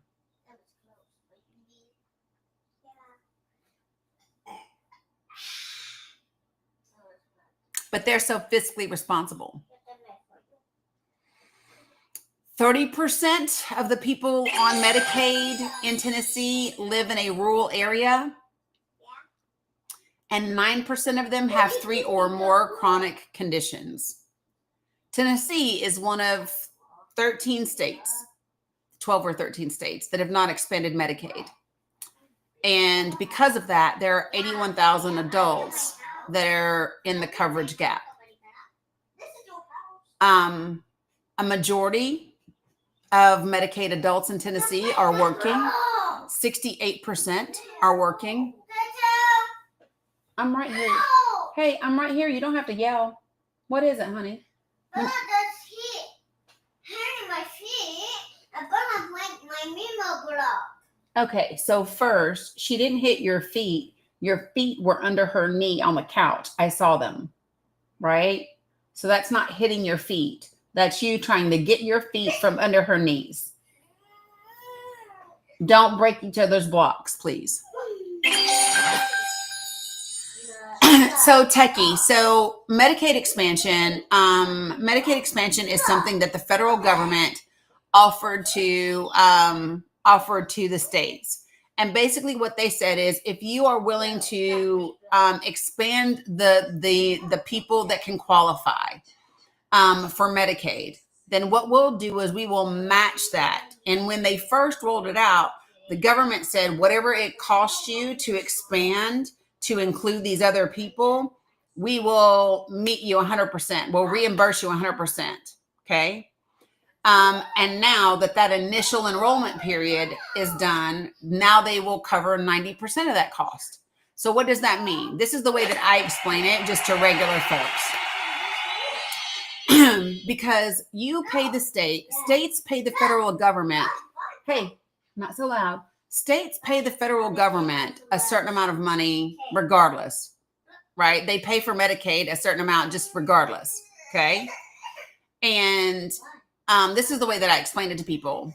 If you were going to live in my state and you had to pay me to live there no matter what, right? And I said to you, listen, if you join my club, right? I will give you 90% of that money back. Would you join my club? You don't have to do anything different. I'm just going to give you 90% of your money back. Would you do it?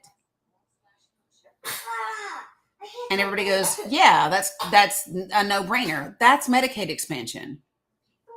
And here's what happened. So I have an infographic on this that I can share with you all. But like I did a lot of stuff on healthcare and rural healthcare stuff. Give me 1 second and let me see if I can.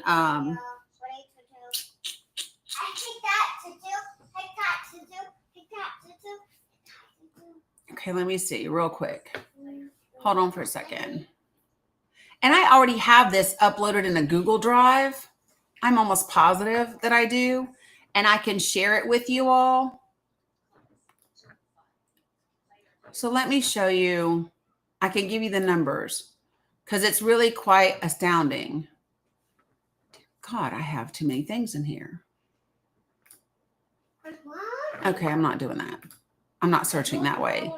It's not mine. It's not being my friend. Hold on 1 second.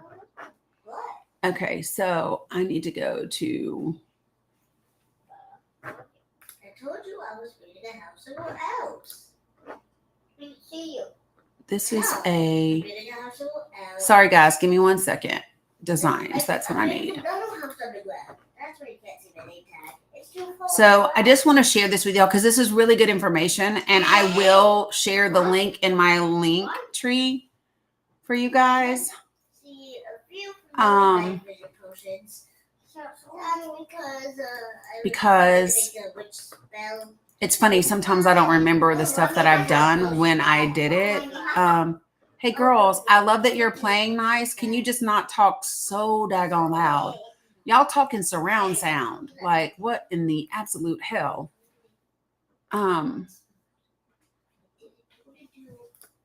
That's your points to include in an email. Oh, that I forgot I made that. I have a whole like fact sheet on the Afghanistan withdrawal. I forgot about.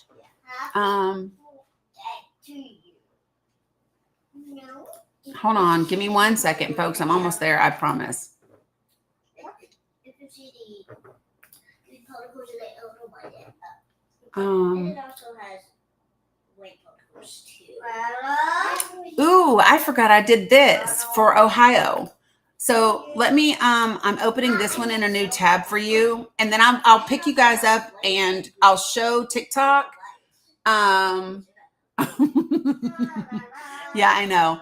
But I'll show you one of the things that I did. And then I will, hey girl, you really loud.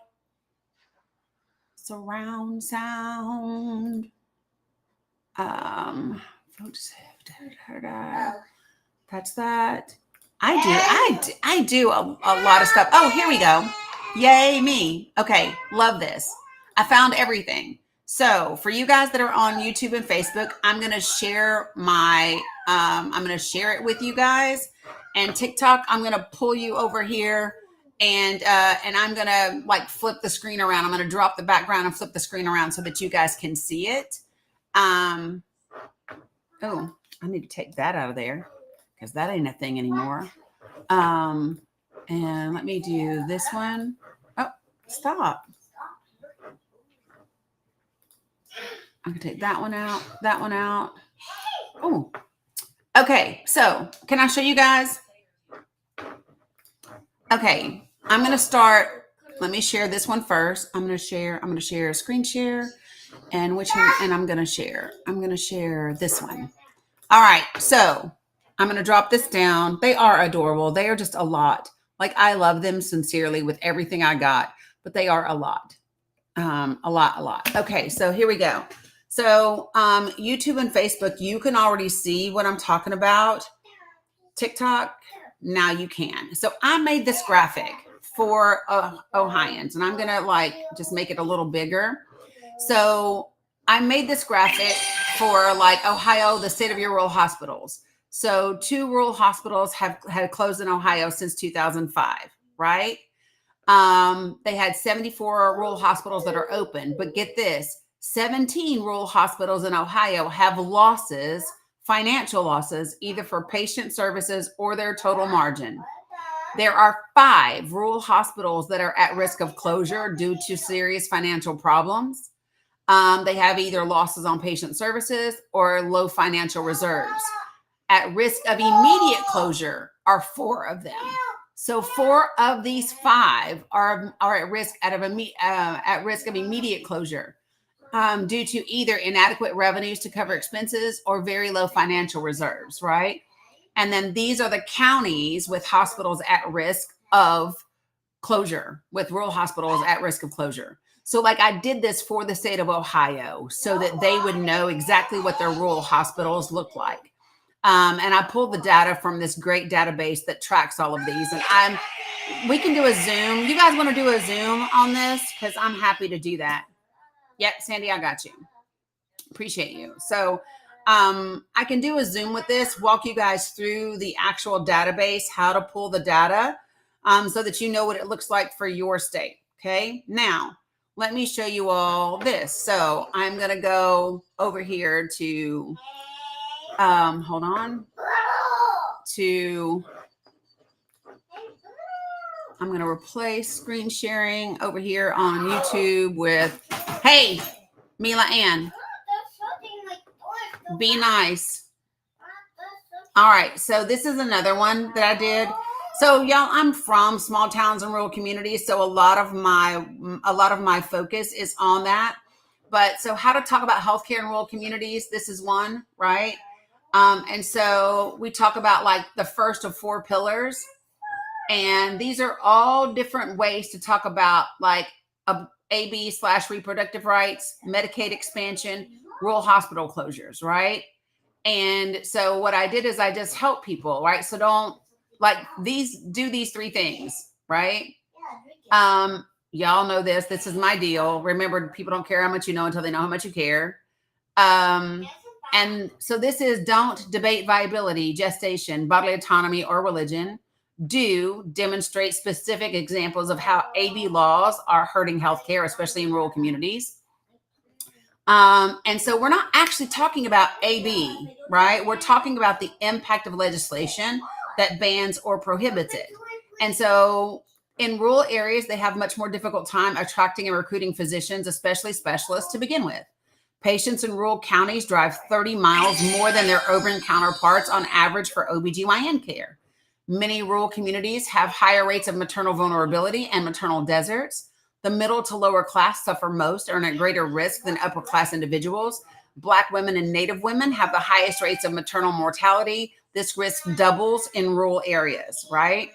And so beneficial information to know on your state or county level, the number of hospitals at risk for closure, your maternal mortality rates, your vulnerability and desert counties, the average drive time, your premature birth rate, the infant mortality rate, the number of high-risk OBGYNs in the area, your NAS baby rate, which that's a big one, state, AB, and reproductive health care law and pending legislation, and then the voting record on your folks, right?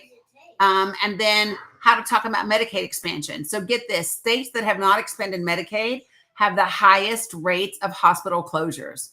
Texas has 25 closures, Tennessee has 14, Kansas has 10, North Carolina has 10, but they had expanded it when I did this document, but not implemented. It is now implemented. Georgia has had 9 closures, Florida with 8, Alabama with 7, Mississippi for 6. And then this is how Medicaid expansion benefits states despite the cost. Now this I love. So listen to this. States will never be responsible for more than 10% of the cost of Medicaid expansion. Under traditional Medicaid, states can be responsible for up to 50% of the cost. In some cases, states can often end up in the positive by expanding Medicaid, even with the 10% cost of responsibility. And here's why. Medicaid expansion allows some states to shift certain populations from traditional Medicaid eligibility to the expansion category, where the federal government pays a much larger portion of the cost. Medicaid expansion reduces the need for state spending on uncompensated care and mental health substance abuse treatment for low-income residents, since fewer low-income people in the state are uninsured.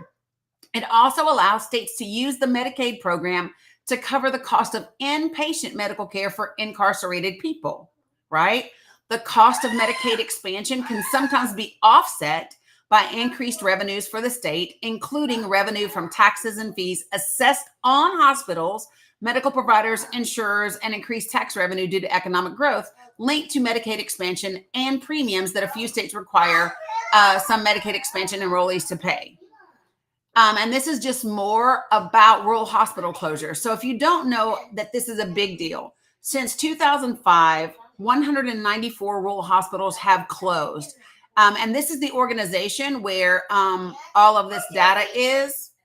So it is the Cecil G. Shepard Sheps Center for Research. Give me 1 second and I'll open it for you. I'll put the link in the link tree for you. But this is it, the Sheps Center. They do amazing research. It's from UNC, and that's where I got all of that, all of the numbers. But anyway, let me go back here. So whether through conversions or full closures, rural communities are losing hospitals at a critical rate, and it's not slowing down. So more than 600 rural hospitals, 30% of our rural hospitals in the country, are at risk of closing in the near future.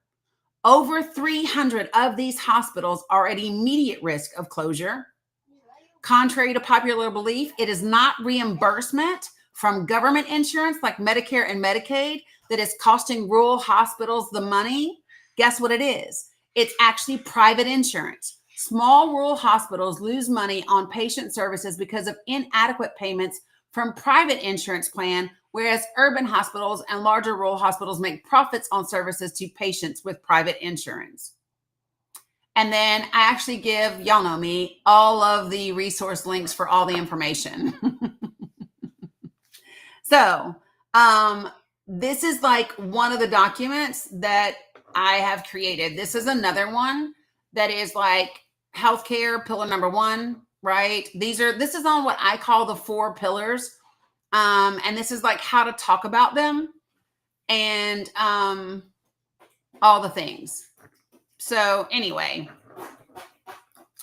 that is some of the stuff. And what we can do is we can do a couple of Zooms. Right. The code is never right. So no pay. You got it. Right. And a lot of people don't realize what that looks like. So let me stop sharing. She said, what's she doing? Girl, I don't know. Okay, so.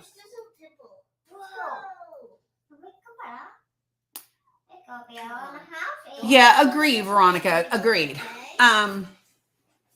I need water. Hold on 1 second. It's a lot of talking today. You stay right there. And I know I don't have a ton of people on the panel, and that's because today is more of me information giving than discussions. We can open up discussions if you want to, or maybe I'll do another live later tonight and we can open up discussions.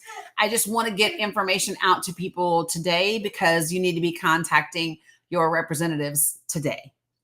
Okay. All right. So let me close these out because I will get distracted and go down a rabbit hole. So, all right. So let me do. Okay. Tennessee. What's up, Bronze? All right. So here's Tennessee's numbers.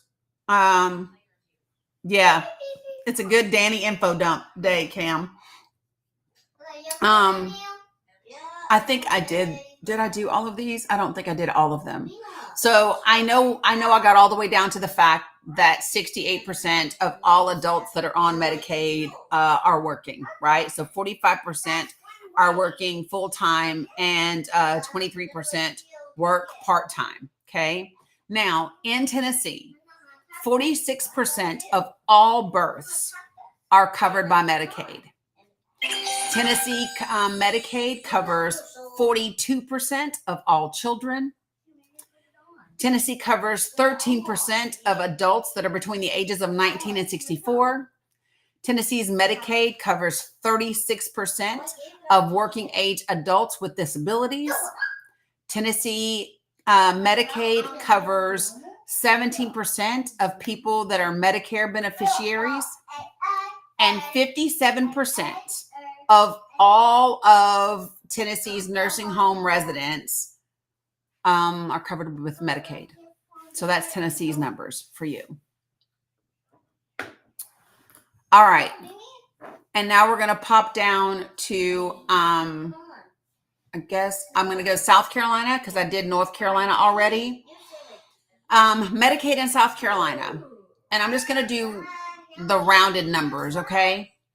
1.3 million children and adults are enrolled in South Carolina Medicaid.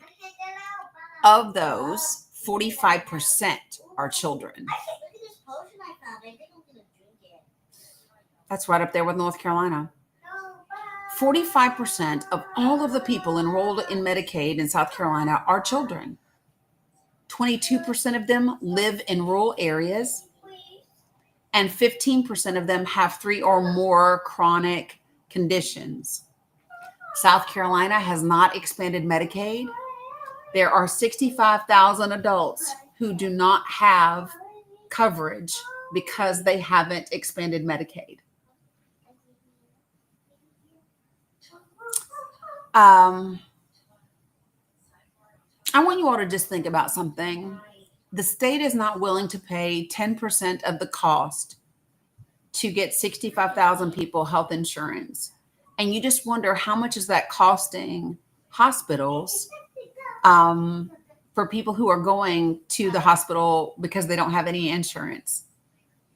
What's it costing those hospitals? What's it costing like in terms of hospital closures? Like, what's the, you won't pay, and this is my thing, they won't pay a little more upfront, and we're paying a lot more on the back end, and we're only doing it so corporations can stay fucking rich and fat. It makes me angry. Why would we not pay a little bit more upfront to help people be healthy and have corporations just be a tiny bit less rich? Especially since they don't want to pay a damn living wage. Just saying. Most of the adults in South Carolina that are on Medicaid do work. And when I say the most, it's 70%. 46% work full-time. 24% work part-time. Yeah, Sharon, I just finished covering all the numbers. Texas and Tennessee go back and forth between number 1 and number 2 in rural hospital closures. In the state of South Carolina, 46% of all births are covered by Medicaid. 43% of all children in South Carolina covered by Medicaid. Adults that are between the ages of 19 and 64, 13% of them are covered by Medicaid. 33% of your working age adults that have disabilities covered by Medicaid. 15% of the Medicare beneficiaries are also covered by Medicaid. And 63% of South Carolina's nursing home residents also covered by Medicaid.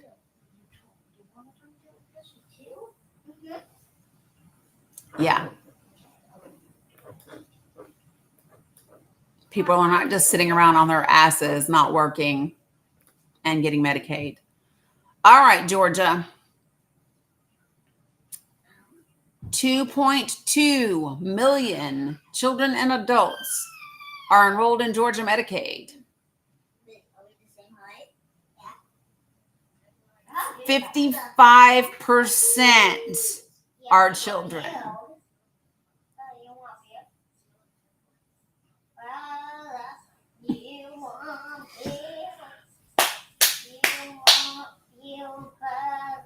$2.2 million people in Georgia are enrolled in Medicaid. 55% are children. 19% live in a rural area. 15% have 3 or more chronic conditions. Georgia also has not expanded Medicaid. Almost 200,000 people don't have insurance because of it. A majority of Georgia's Medicaid adults, they work. 67% of them do. 44% work full-time and 23% work part-time. In Georgia, Medicaid covers 45% of all births, 42% of their children, 10% of the adults between the ages of 19 and 64, 31% of working age adults that have disabilities are covered by Medicaid in Georgia. 20%, 19% of the Medicare beneficiaries in Georgia also have Medicaid. And 72%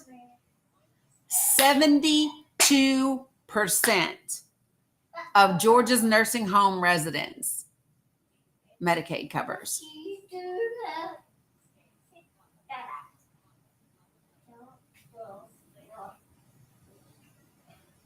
Yeah, Georgia's total state population is 11 million. 2 million are on Medicaid.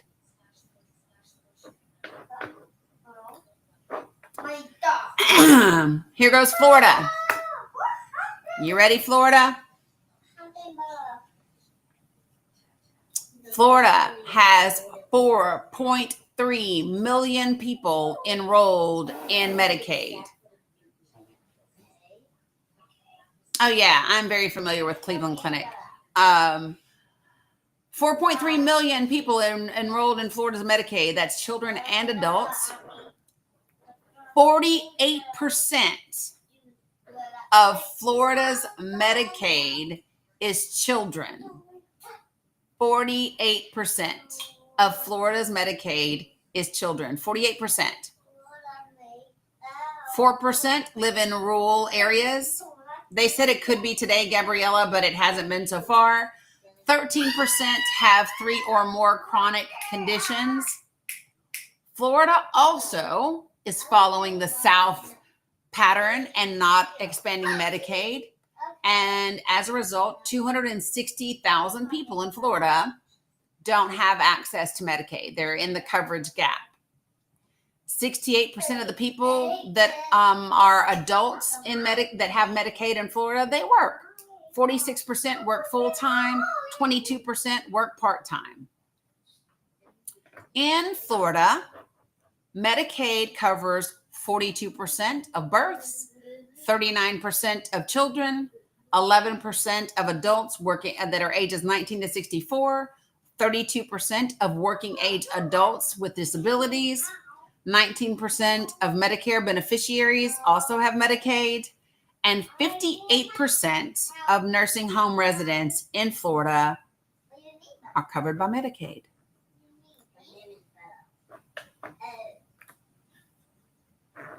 Do I have any Alabama in the house?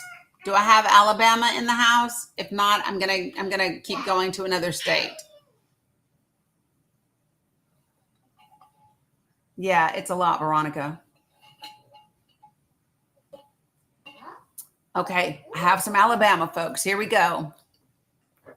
Medicaid in Alabama. You got 1 million adults and children on Medicaid in Alabama. Holy shit. 51% are children in Alabama. So if you guys have 1 million children and adults that are enrolled in Alabama Medicaid, about 550,000 of them are children. 28% of them live in rural communities. And 23% of them have 3 or more chronic conditions. Alabama, in its wisdom, also has not expanded Medicaid. So guess what? There are 92,000 adults that are in that coverage gap.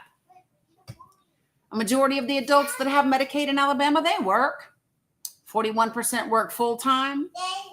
20% work part-time.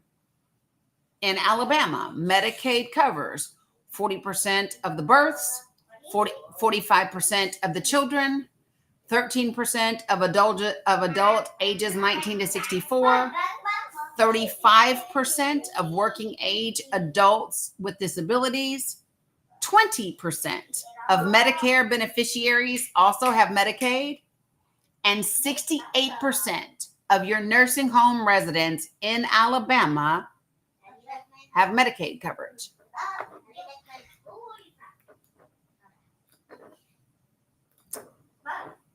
How about that? Mississippi.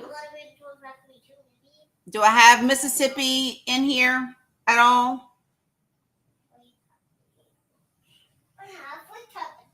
Cool, Small City, no worries. If I don't have any Mississippi, then I am going to, I do have Mississippi. Okay. After Mississippi is going to be Texas. Okay. All right.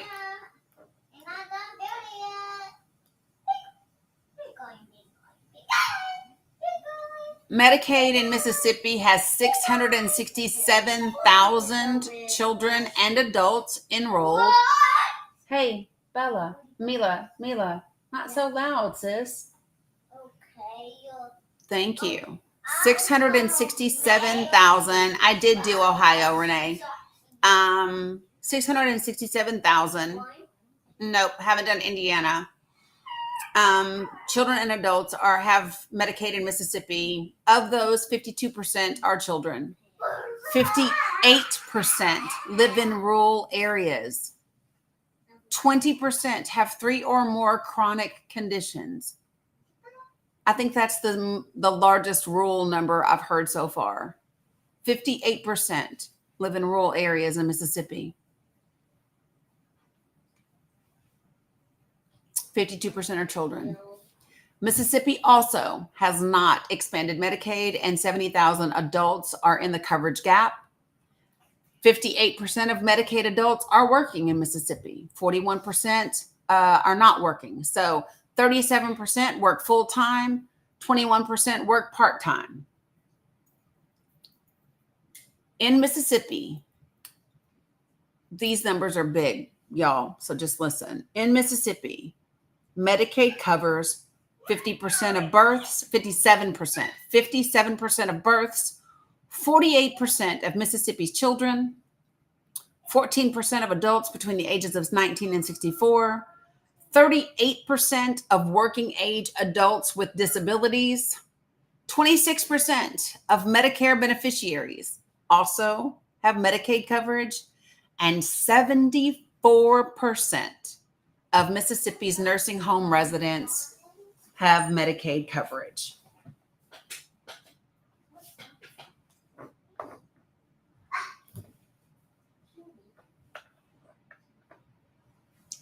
You know, the thing that I don't understand is the Republican leaders in these states.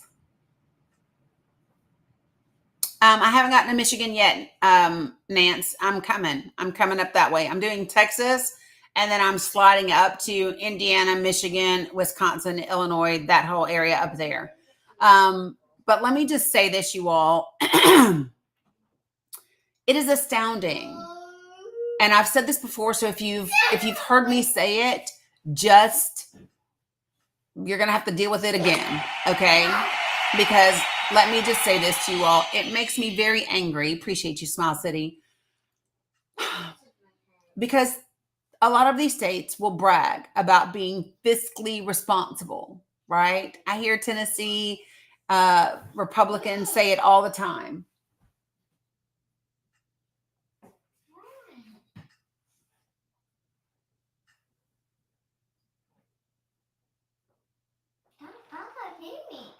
I didn't hit you. You were jumping. Mila, Yeah? don't jump on her. No. You did. You rolled right over there on top of her and then got mad when she pushed you off. So they vote, yes, Mom, I'm going to do Missouri. So listen, they brag about being fiscally responsible. But let me just say this to you all. When they say that they are fiscally responsible, this is the example that I always use for people to make sense of that. Okay, so listen to me. if y'all see me, I have my grandbabies here all the time, right? So let's just say that I have my grandbabies here and they sleep outside.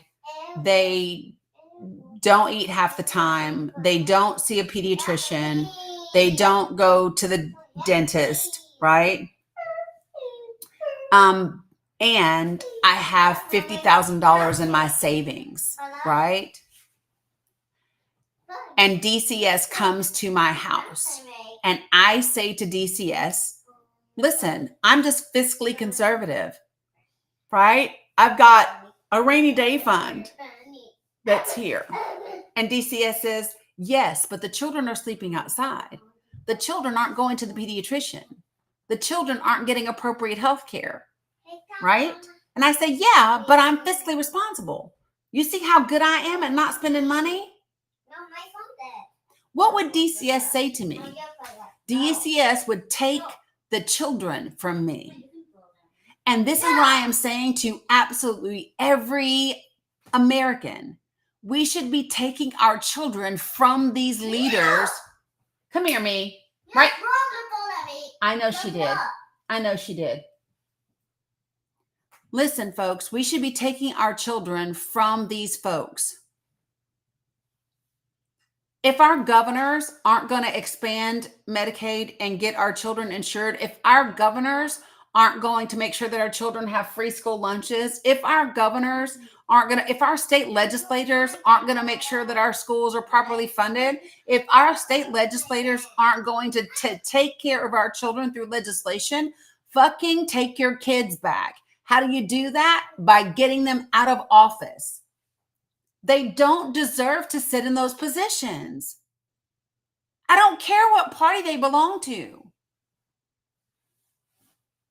I mean that with every fiber of my being. If these elected representatives are not putting forth legislation to take care of your families, vote them out of office.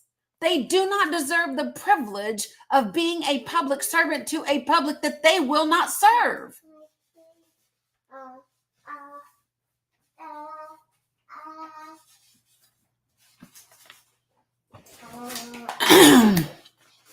It's the analogy I use every time because it's the one that to me makes the most sense.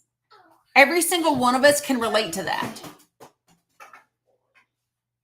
I would bet that everybody that's watching at some point, you have had something turned off, whether it's your electricity, your water, your phone bill, your cell phone bill. Like every single person has had something turned off at some point.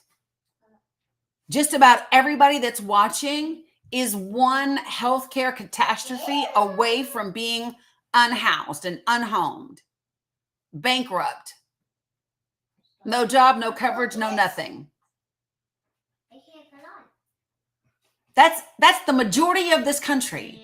Meanwhile, corporations are having record fucking profits off the backs of people that they don't want to take care of.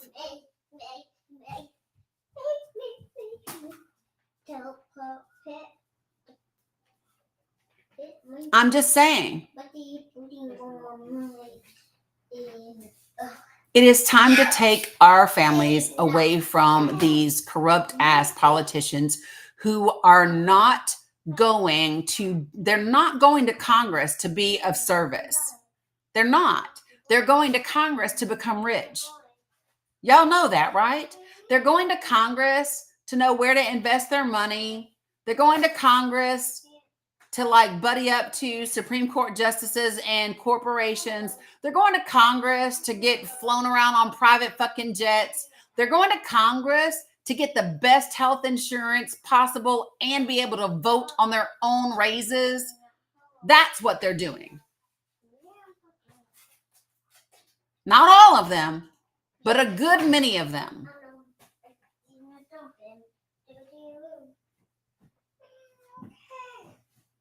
And then turn around and get and have security. Right, Clayton, get lobbying jobs. Go to work for other firms negotiating things afterwards? Get wined and dined by the people who want you to pass legislation for them?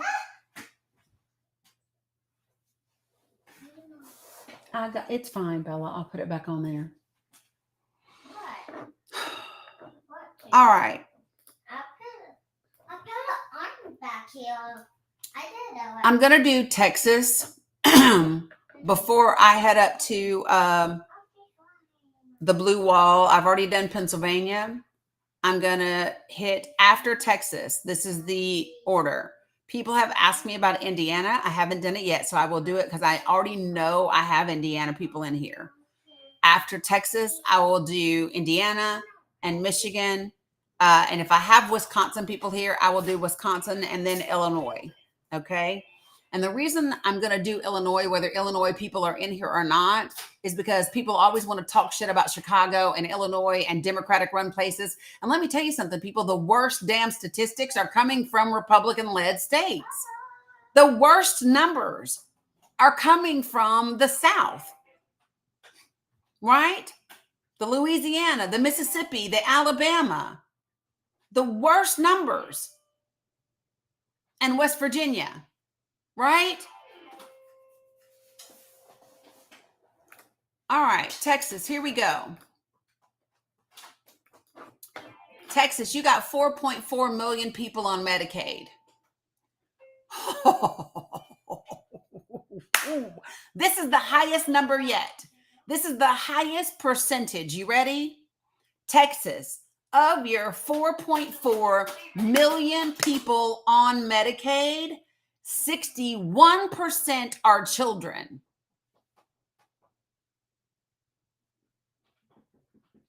61% are children.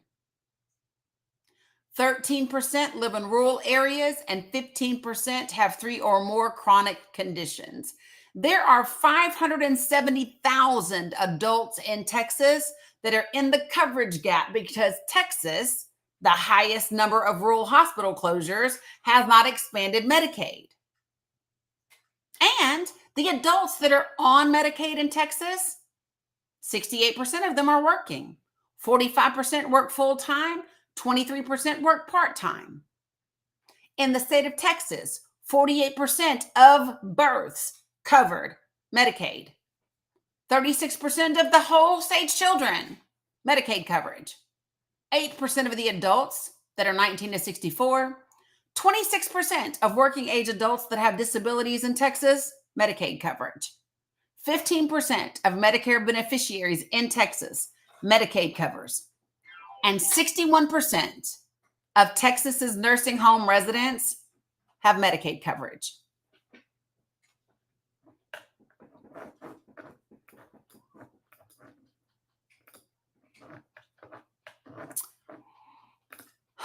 All right, Indiana, your turn.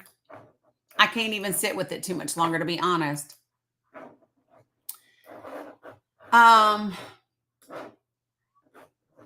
Indiana, 1.8 million people on Medicaid. 39% are children, 23% live in a rural area, and 11% have 3 or more chronic conditions. Because Indiana expanded Medicaid, 569,000 adults have coverage. 72% of the adults in Indiana that have Medicaid, they work. 45% work full-time, 27% work part-time. In Indiana, Medicaid covers 41% of births, 37% of children, 17% of adults that are ages 19 to 64, 44% of working age adults with disabilities, 17% of Medicare beneficiaries, and 66% of nursing home residents in Indiana have Medicaid coverage.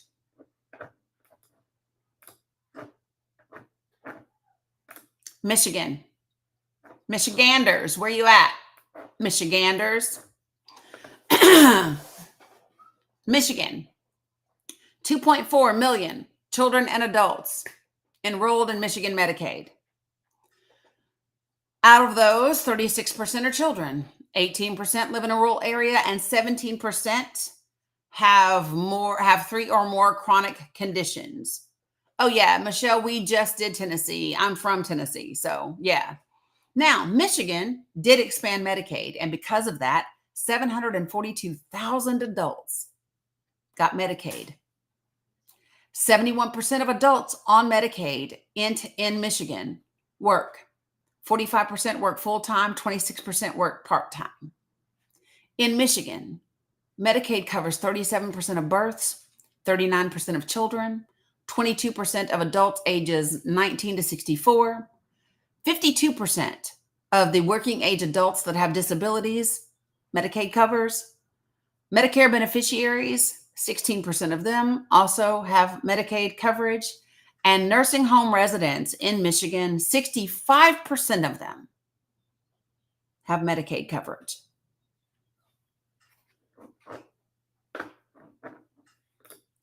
It makes me angry that these legislators are acting as if the people that are on Medicaid aren't working. Oh, we're going to set a working requirement. They're already fucking working. Why don't you raise the minimum wage? And then maybe they wouldn't have to be on your Medicaid because they are working. Just a thought. The problem isn't that people aren't working. The problem is they're not being paid a livable wage. That's the problem.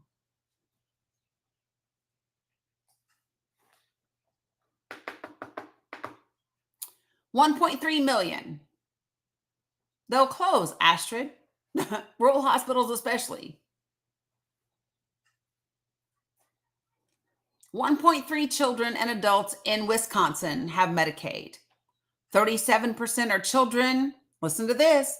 29% live in a rural area. And 14% have 3 or more chronic conditions. Wisconsin has not expanded Medicaid. What in the fuck? Candy Red, it passed the House. It has not passed the Senate. 73% of Medicaid adults work in in Wisconsin. 45% work full-time, 28% work part-time.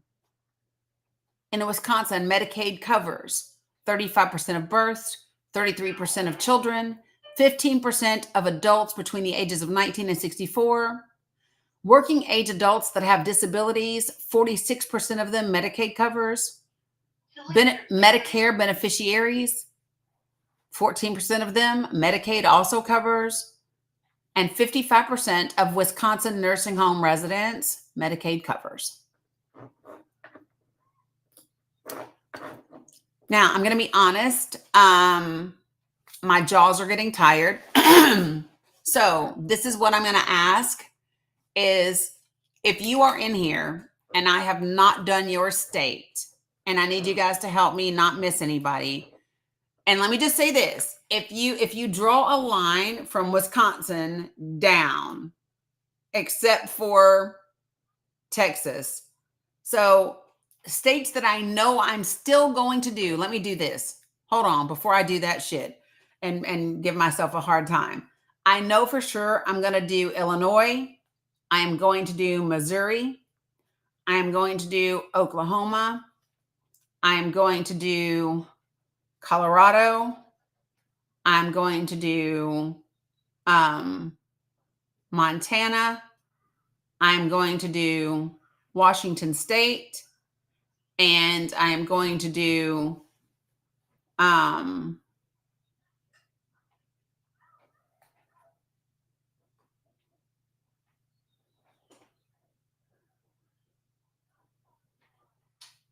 I'm looking at like what I have done, what I haven't done. Oregon. So let me just say this. If you live in a state that is not Illinois, Missouri, Oklahoma, Colorado, Montana, Washington, or Oregon State, please let me know. Okay, so I have an Iowa. I have a Kansas. What else do I have? Yep, I have Washington State on here, Alan. Got Idaho. What you need, baby? Can you have a slice of pizza? Yes. I did Texas already, Nancy G. I did Virginia already. Yes, I did Florida already. I did New Jersey. So listen, folks, all of this will also be in the link tree when I'm done.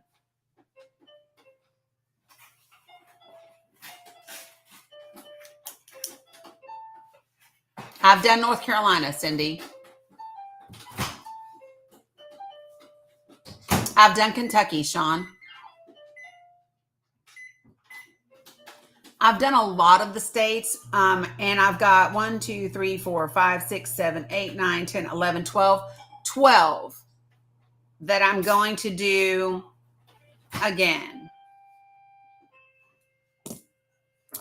Yep, I've done East and South mostly.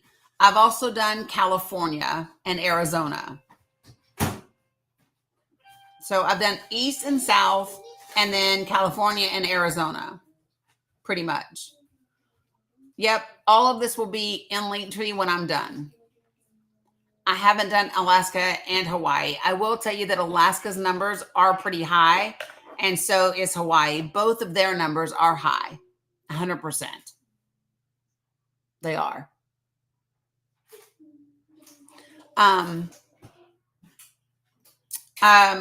I did do New Mexico already, Winn-Dixie.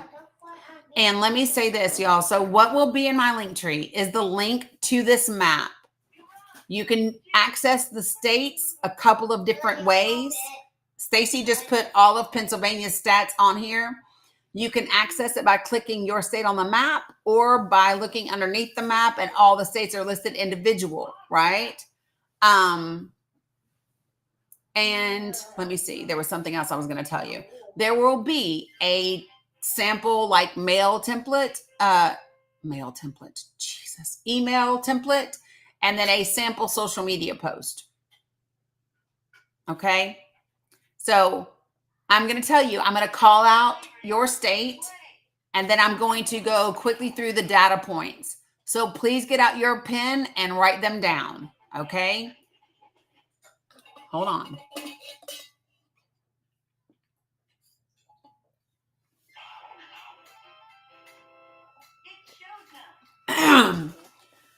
Total people, somewhere between 7 million to 10 million. And the highest estimate I've seen is 15 million cut off of Medicaid if the bill passes. All right. So next up is Illinois. You ready? Here we go.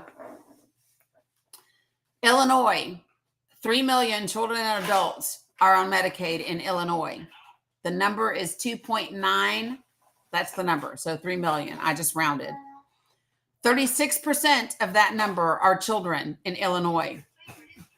13% live in a rural area, and 13% have 3 or more chronic conditions. Because Illinois expanded Medicaid, 843,000 adults have Medicaid. The majority of Medicaid adults in Illinois work. 70%, as a matter of fact. 43% work full-time, 27% work part-time. In Illinois, Medicaid covers 40% of births, 35% of children, 16% of adults that are ages 19 to 64, 40% of working age adults that have disabilities, 18% of Medicare beneficiaries also have Medicaid coverage, and 69% of nursing home residents Medicaid covers. You good? You okay? Okay. Elaine, they won't. What's up, Stacey D? Question? Hey. Okay, so real quick, the difference, what is the difference between the child number that you give initially and the child number you give underneath? Yep. Okay, so here's the difference. The number that I give initially is the percentage of Medicaid enrollees that are children, because not all children are enrolled in Medicaid, right? And so out of that 3 million, 36% of that 3 million are children. But out of all the children in the state, 35% Medicaid covers. Okay. So let's just say there's 3 million people that are enrolled in Medicaid. And let's just say in the entire state of Illinois, there's 15 million people. But of those 15 million people, let's just say that 10 million children live in the entire state. Okay. So I'm just giving shit ass numbers that aren't going to make any sense because I'm not doing the math on them, but just listen to me. So if there's 3 million Medicaid enrollees and 36% are children, that means roughly 1.2 million children are on Medicaid. So what does that tell me? That tells me that if 35% of all children are covered by Medicaid, that means there's roughly 3.6 or 4 million children total in Illinois. Because 35% of the children are on Medicaid. And out of all the people enrolled on Medicaid, only 36% are children. Why you want me at the target? Ask Dominic to get it for you, please. Does that make sense? Hold on a second. So watch this. I'm going to do... Can you go back to my state? Because I'm looking at my numbers. Yep, let me do your numbers. So give me a sec. I'm going to pull this up.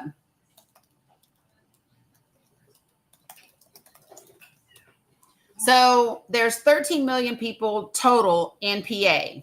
Okay. 13. Okay. 13 million people total in PA. Yes, baby. Yes, you may. So, hold on for a second. I need to also pull up one more thing.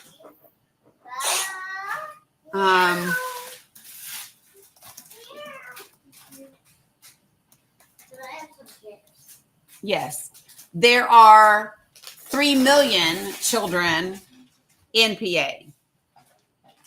So there's 13 million people in PA total. Yes, baby. 3 million of those are children. Okay.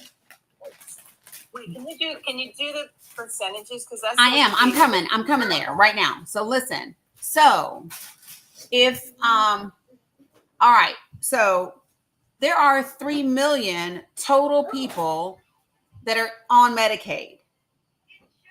Of those, 35% are children. So that's going to be roughly like 1.1 or 1.2 million children are enrolled in Medicaid. Okay. Okay. There are 3 million children total. Of, one is the percentage of the population and the other is the percentage of Medicaid of enrollees. Yes. One is the percentage of the population and the other is the percentage of enrollees. Right. So that's what I was trying to understand. The first number you gave is the percentage of enrollees.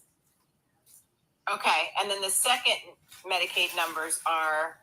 The second number is the percentage of the population. So whatever the number of children are in the state, then Medicaid is covering 39% of those children. Okay. Right? Gotcha. Yep. Yeah. So that's the difference. Great question. Great question. Because I actually thought about it earlier and I wondered if anybody had questions, but since nobody was asking, I just kept going.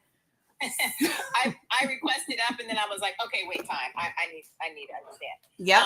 So the first, for all states that you give, the initial number you give, like for my state, it said of Pennsylvania residents enrolled in Medicare, there are that's 3 million people. Yes. Of those 3 million people, 35% of them are children. Yes. But for the population of the state, Medicaid covers 35% of those births. 39% yes. of the population of the state are children. 18% of the state population is the age 19 to 64. And that they cover. So let me just see. So let me just show you. So if there's 13 million people in Pennsylvania, hold on, let me just do it this way. So there are 3 million roughly children in Pennsylvania. Okay. 39% of them are covered by Medicaid. So that's 1,170,000 children are covered by Medicaid because there's 3 million children in Pennsylvania. Okay. There's also 3 million people that are enrolled in Medicaid, but children only make up 35% of that. So if I do 3 million people enrolled in Medicaid times 35%, that is 1,050,000. So see how the numbers are damn near the same?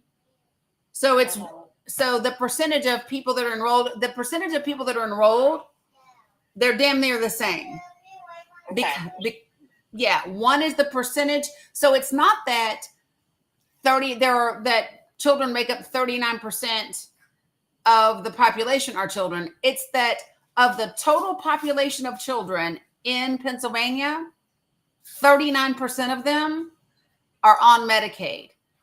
But out of all the people on Medicaid, only 35% of those are children. That's the difference.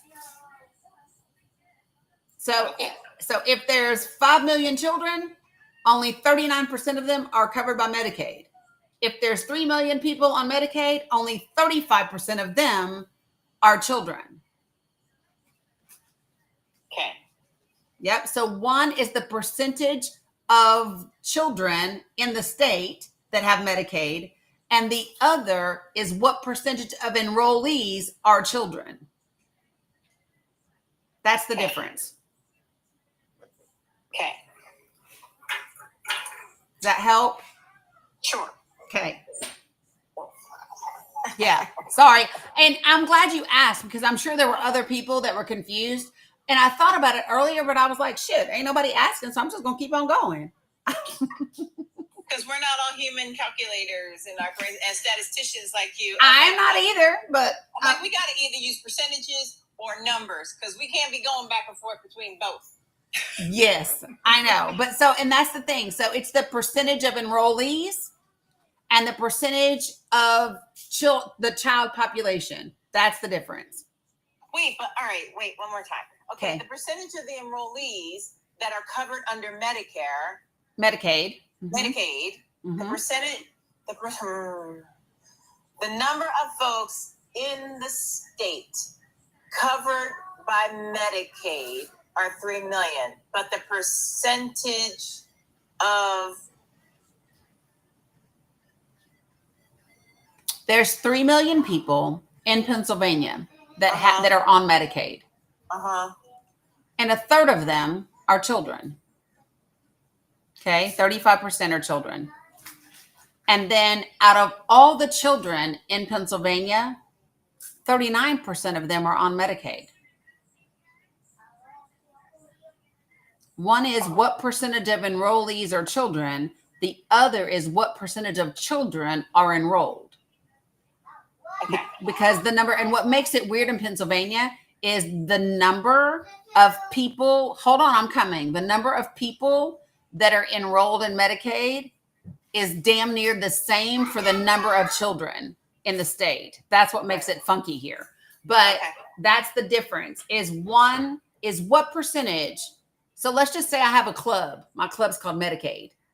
Okay. And in my club, a third of them are kids, right? But outside of my club, there's 10 million kids, right? What percentage of those kids are in my club? I only got 3 million people in my club, but there's 10 million kids. There's 10 million kids out here. But in my club, there's only a third of them that are children. And out of these 10 million kids, only 20% of them are in my club. You see what I'm saying? Yeah, two different groups of people. My brain wants to reverse the order. I want to start with the total population and then go. Yep, and it's not. So what they're saying is what percentage of enrollees are children? And then out of whatever number of children there are in the state, what percentage of those children have Medicaid? That's the difference. Two different groups of people. Percentage in the club and percentage in this of the total population of them. Okay. But how are they different? If you're saying percentage of the club, because the number of people on Medicaid is not the same number as the children. The number of people on Medicaid include adults. Right, but I'm saying you're saying that 35% of the children that are enrolled in Medicaid is 35%, but then the number of children Of the total number of children in Pennsylvania, what percentage of them are on Medicaid? Okay. Mhm. Got it. Thanks. Yep. Okay. No, stay here and give me a commercial break so I can help Mila Yeah. wipe. Okay.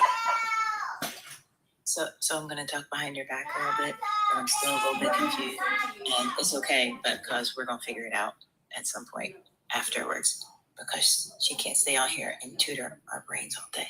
So anyway, welcome to Danny's Live. Please like and share the live. Like and share the live. Click your daily heart if you haven't already done that. Subscribe if you can afford to. She provides us with the lowest cost, and sometimes there's a flash goal and it drops that cost down a little bit more. There's also a Discord, and you can find the link to the Discord if you click on Danny's picture up top.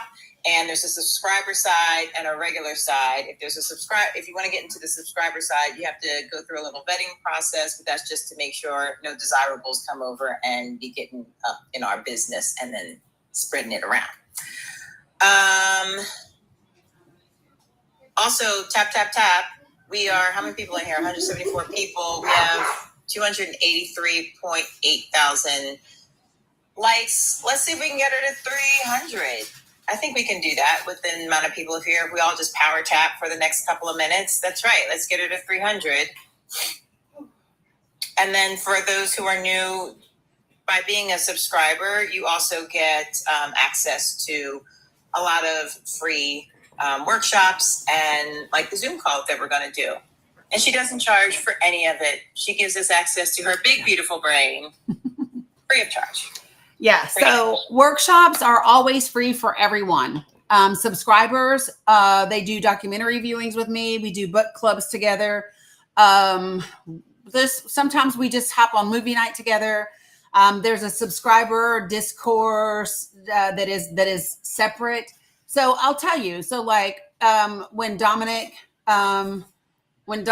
was graduating yesterday and all of that, I was posting in the subscribers Discord like pictures of us. Yeah, we bake cookies, like whatever. But there are things that we discuss in the subscribers Discord that I don't be talking about all the time on here and that I don't share because I don't know who be watching. So, and that's one of the reasons, so that if you come in to Discord, you go through a little vetting channel, a little verification channel, because we are protective of our space. There are things we support each other in our personal endeavors, 100%. So, there are people sometimes that, might be having like issues or going for tests for health issues, or whose loved one might be sick, or any of those things, right? And so not everybody means well. Like real talk, not everybody means well. And so we only want people hanging around us that mean well. Don't be coming up in here with no funky ass energy because we'll kick you out. So just saying. Are you on so Uka, what happens is if you're in Discord, what happens is if you are in Discord, you will see a verification channel that is on the left-hand side. You click that channel and you just go through the steps. Phantom has made it very easy for everybody just to go through that, and then you'll end up on the subscriber side. I know, Christine, I know.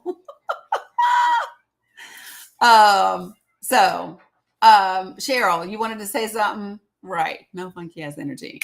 What's up, Doug? What up, Cheryl? Hi.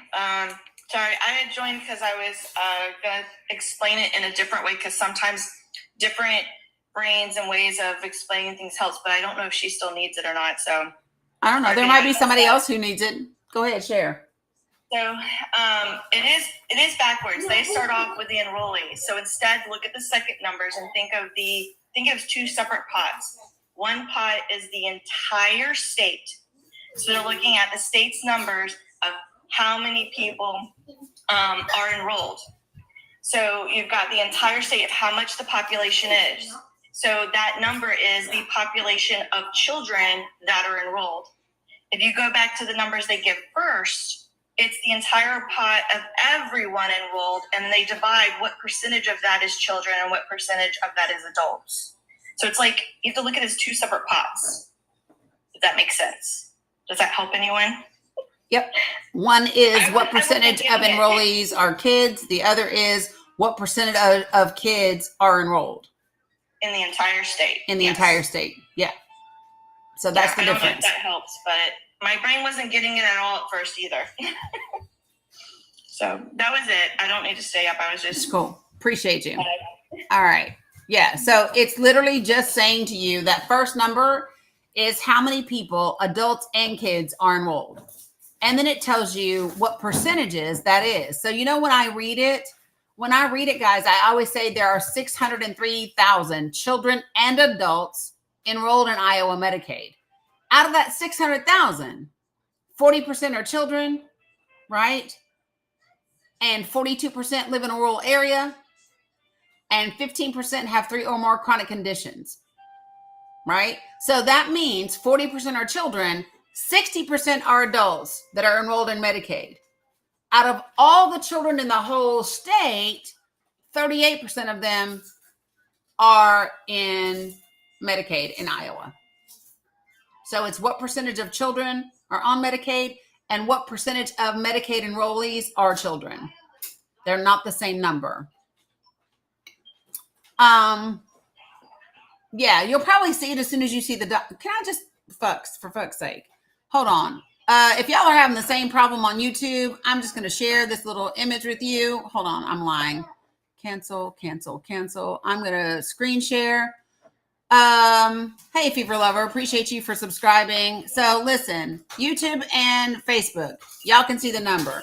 TikTok, you're going to be able to see the number in just a second too, because I'm going to turn my camera around. You ready? So those are the numbers. So 603,000 children and adults are enrolled in Iowa Medicaid. Of those, 40% are children. 42% of them live in a rural area. And 15% have 3 or more chronic conditions. Iowa has expanded Medicaid. Because of that, 183,000 adults have Medicaid through that expansion. 77% of Medicaid adults work in Iowa. 50% work full-time. 27% work part-time. On the right, up in this little corner, the top right corner, in Iowa, in all of Iowa, not just in the enrollees, but in all of Iowa, 38% of births are covered by Medicaid.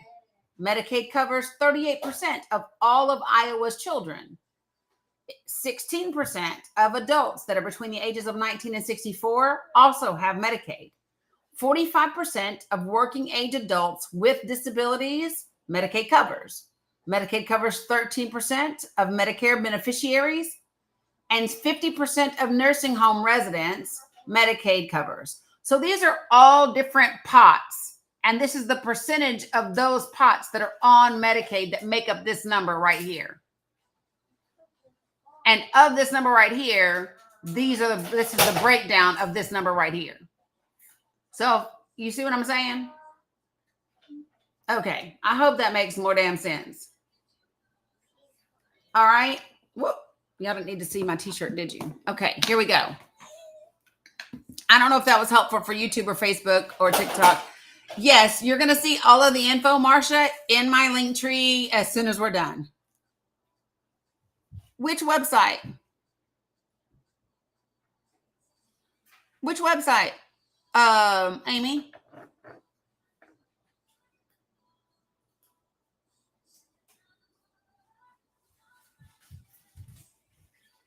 No, Cecilia B. All Medicaid is not going away. There are going to be, if this bill passes the Senate. Yeah, because you have to access it. That's not the whole thing. Amy, that's not the whole thing. Like, it's really, really long. It's like files.kff.org/attachment/fact-sheet-Medicaid- blah, blah, blah, blah, blah, blah, blah. Okay.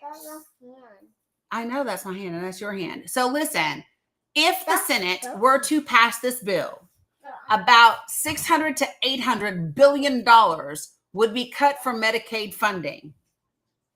So what we are looking at is what Medicaid looks like in each state. And the number of people that rely on this Medicaid. How many of them are elderly? How many of them are children? How many of them are on disability? How many births are covered by Medicaid? And so that's the deal. Yeah. So, the Trump administration bans Harvard from enrolling all foreign what? I can't. I'm not fucking with them today. I'm just not. Okay. So real quick, that was, I'm going to stop sharing real quick. Okay. It's a lot today, y'all. It's a lot. So just bear with me. Listen, do not go to KFF's website and try to find this thing that I got that's hidden away in some files and attachments. I got to it through another way. So just give me a sec. Y'all, here's the thing. It's going to be in the link tree literally in a matter of minutes when I get off of here. I don't know why you are frustrating yourself. For fuck's sake. This is why I don't put it in there until after the link tree, because people go and start reading and digging and then half the time miss some of the things that I'm saying or the discussion that happens. This is literally why I don't put shit in the link tree before I talk about it, because not everybody can go find documents and interpret them the right way. It's why I didn't do the Deloitte dashboard until I went over it extensively. Because I don't want people to take it and then misgive information. This is why I don't do it.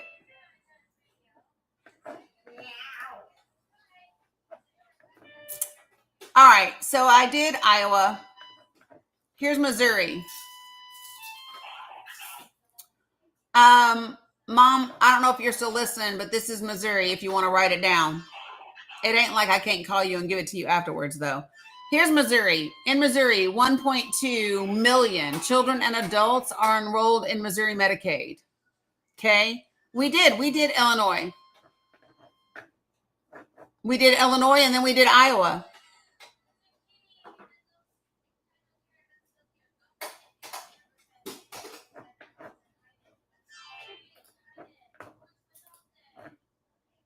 No, we did Illinois.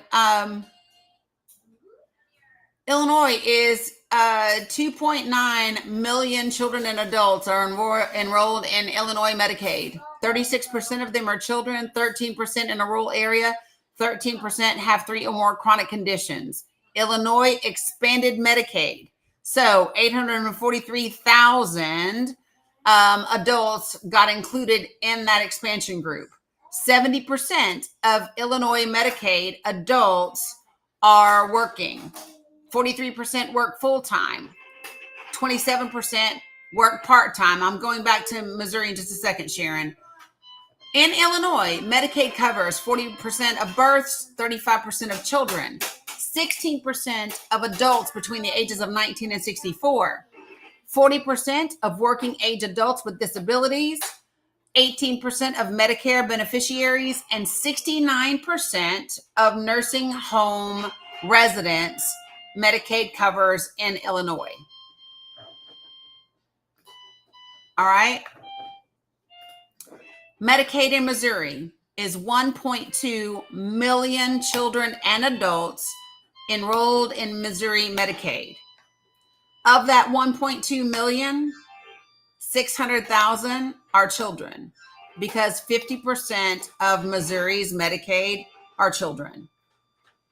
Mila, please stop with the toy. It's loud as hell, Mila.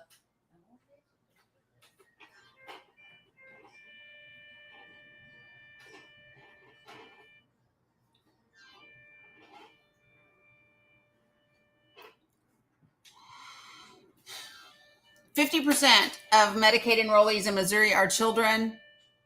32% live in rural areas in Missouri, and 16% have 3 or more chronic conditions. Missouri did expand Medicaid. Because they expanded Medicaid, 327,000 adults are now in that expansion group. Of the adults in Missouri that have Medicaid, 71% are working, 42% work full-time, 29% work part-time. In Missouri, Medicaid covers 40% of births, 36% of children, 13% of adults ages 19 to 64. Mila, bring it here, please. 13% of adults ages 19 to 64, 36% of working age adults with disabilities, 16% of Medicare beneficiaries, and 65%.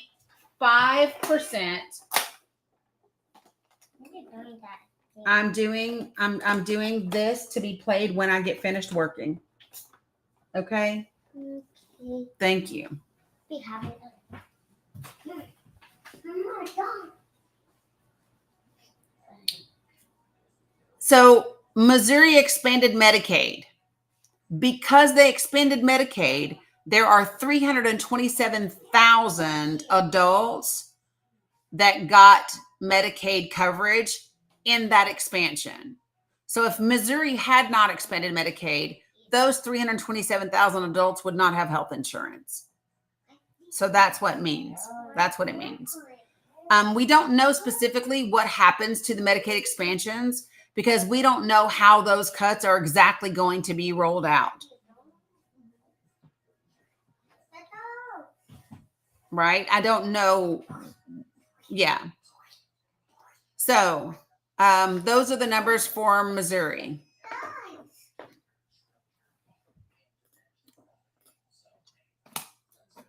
All right. I'm doing Oklahoma because the numbers are high.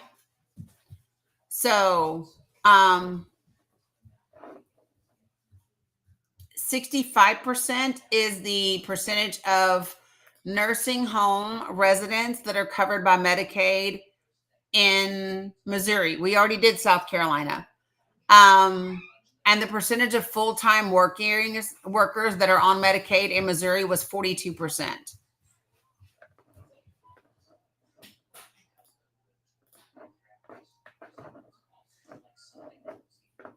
Oklahoma, 984,000 children and adults are on Oklahoma Medicaid. 49% of those enrollees, I know, Katzmandu, I'm talking a little bit faster because I got frustrated. That's why.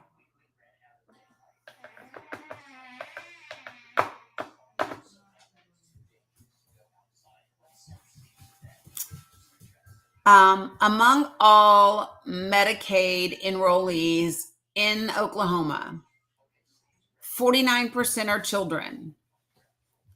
43% live in a rural area, and 14% have 3 or more chronic conditions. Because Oklahoma did expand Medicaid, there are 246,000 adults that have Medicaid under that expansion. Yeah, almost half are children. Yep. Medicaid adults in Oklahoma, 64% of them work. 41% work full-time, and 23% work part-time. In Oklahoma, Medicaid covers 52% of births, 47% of children, 16% of adults that are 19 to 64, 35% of working age adults with disabilities, 15% of Medicare beneficiaries, and 69% of Oklahoma's nursing home residents are covered by Medicaid. The numbers that are always the largest are children, adults with disabilities, and the elderly in nursing homes. In every state that we have done, those are the three highest numbers. Yes, 69% of Oklahoma's nursing home residents are covered by Medicaid. So when we talk about cuts with Medicaid, you are inevitably talking about an adverse effect on children, on adults with disabilities, and on the elderly. That's just what the numbers show.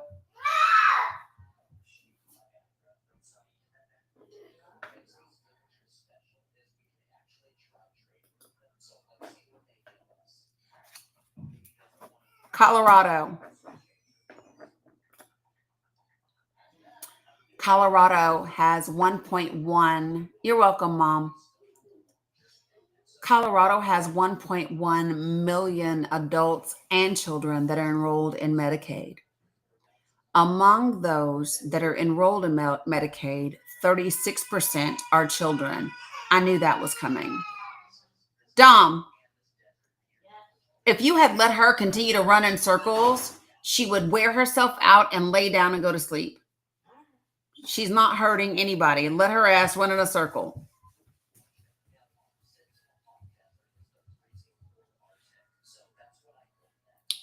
She's tired and delirious.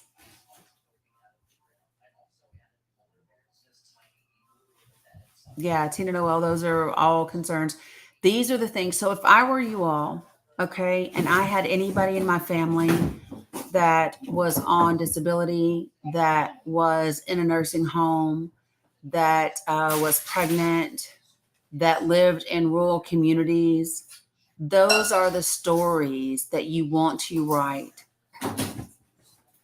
You hear me? This is how, like, the data is good. But every time I talk to you all about using the data, what do I tell you? I tell you, use the data and then make it personal. Right? This would be an easy thing for me. Right? And the reason it would be an easy thing for me is I have a daughter that works 2 jobs, and her 3 children are on Medicaid. Why? Number one, do you have to work 2 jobs in this country and still not be able to pay for childcare? That is why I have a toddler running through my house like a psycho right now, is because I have a daughter that works 2 jobs and still doesn't make enough to cover all the bills and pay for childcare. Right? So for me, this is an easy conversation. And out of those 3 children that are on Medicaid, one of them has chronic pulmonary disease because she was a micro-preemie at birth, right? One has stigmatism in his eye, right? Another one has to have her eyes checked regularly because she was a micro-preemie at birth. Like, there are so many people in this country that are in this same position. And this is how you take the data and then make it personal. See, I'm the kind of person that when I send that email, I would send a photo of the babies. This is who I'm talking about. I'm talking about this kid. I'm talking about this great grandmother, right?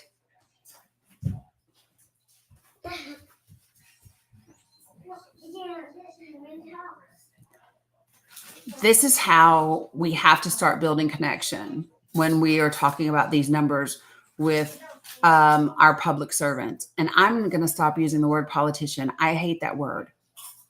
You're not a fucking politician. You're a public servant. You were elected to serve the public that voted for you. You're not a politician. You're a public servant. So either serve the public or get the fuck out of office.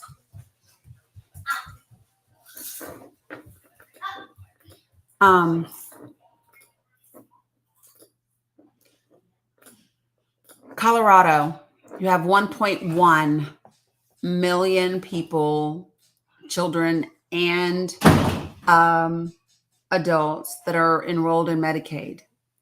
And among all of those that are enrolled in Medicaid, 36% are children. 15% live in a rural area. Then go get it if you want me to pour it. 11% have 3 or more chronic conditions. Colorado expanded Medicaid. And this is the way that I would frame it.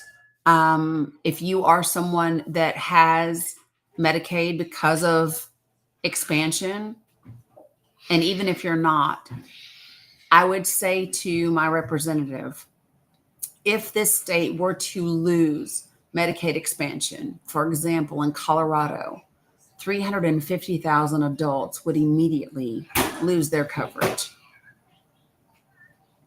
right? In Colorado, of the adults that are on Medicaid, 75% of them work. 46% work full-time. 29% work part-time. So it's not a case of people not working. They are working. They're just not being paid a living wage, and they're not getting insurance. It's crazy that there are 46% of full-time workers who don't have insurance. Why is insurance a condition of employment? Right? I love you too. I love you always. I like you more when you're calm. Just kidding. In Colorado, Medicaid covers 36% of births, 34% of children, 15% of adults that are 19 to 64. Working age adults with disabilities, Medicaid covers 39% of them. 12% of Medicare beneficiaries, Medicaid also covers. And 62% of nursing home residents in Colorado, Medicaid covers. Again, notice the 3 highest numbers: children, adults with disabilities, and the elderly in nursing homes. Those are always the 3 largest numbers.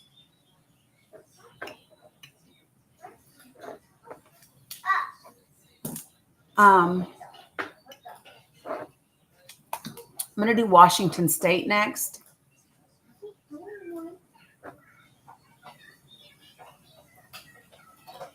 I'm going to do Washington State and then Oregon right after. In Washington State, there are roughly 1.9 children and adults that are enrolled in Washington Medicaid. Of those that are enrolled in Medicaid, 39% of them are children. 16% live in a rural area, and 12% have 3 or more chronic conditions. Because Washington State expanded Medicaid, 626,000 adults have Medicaid coverage in that expansion group. A majority of the adults on Medicaid in Washington, 70% of them work. 41% work full-time. 29% work part-time. In Washington State, Medicaid covers 35% of births, 38% of children, 16% of adult ages 19 to 64, 40% of working age adults that have disabilities, 15% of Medicare beneficiaries, and 59% of your nursing home residents in Washington State Medicaid covers. Notice 38%, 40%, 59%.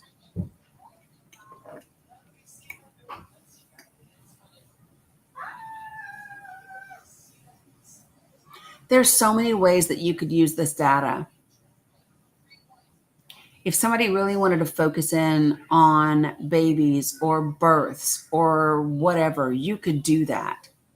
You could start to get into your state's data around the number of births that you have in a year.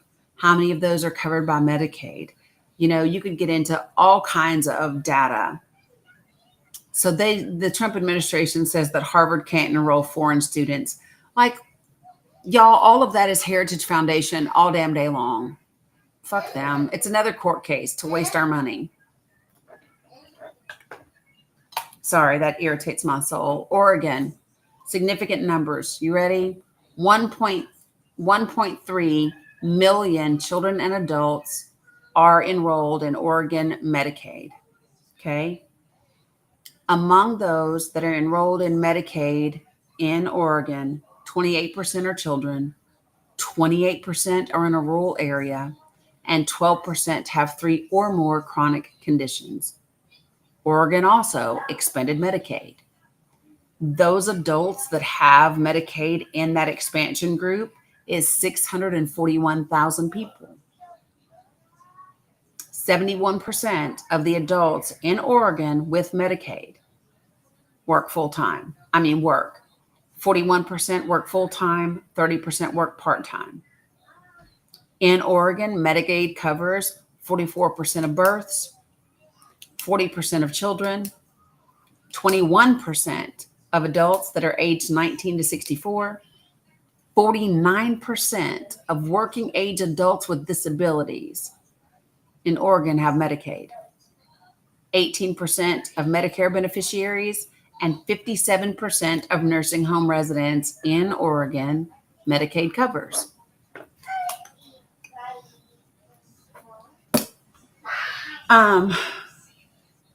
Do I still have Kansas people in here?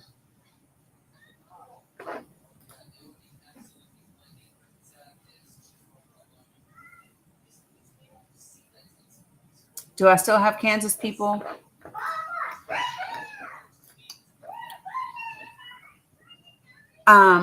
Kansas, you have 358,000 children and adults enrolled in Medicaid. Of those, 56% are children. So just do the math. If I just round it off and say 360,000, right? And do 56% of that. That means you have 202,000 children enrolled in Medicaid in Kansas. 34% of all people enrolled in Medicaid live in a rural area, and 17% have 3 or more chronic conditions. Kansas has not expanded Medicaid, so there are 27,000 adults that are in the coverage gap. Appreciate you living with the Louds.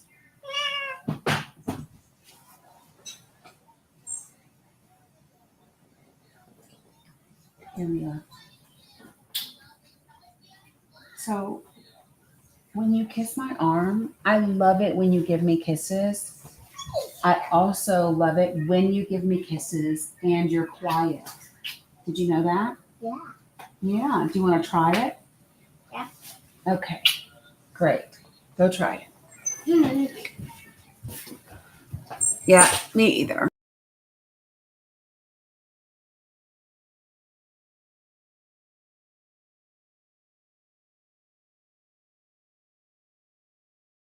All right. In Kansas, Medicaid covers 31% of births, 30% of children, 30% of working age adults with disabilities, 12% of Medicare beneficiaries, and 58% of nursing home residents.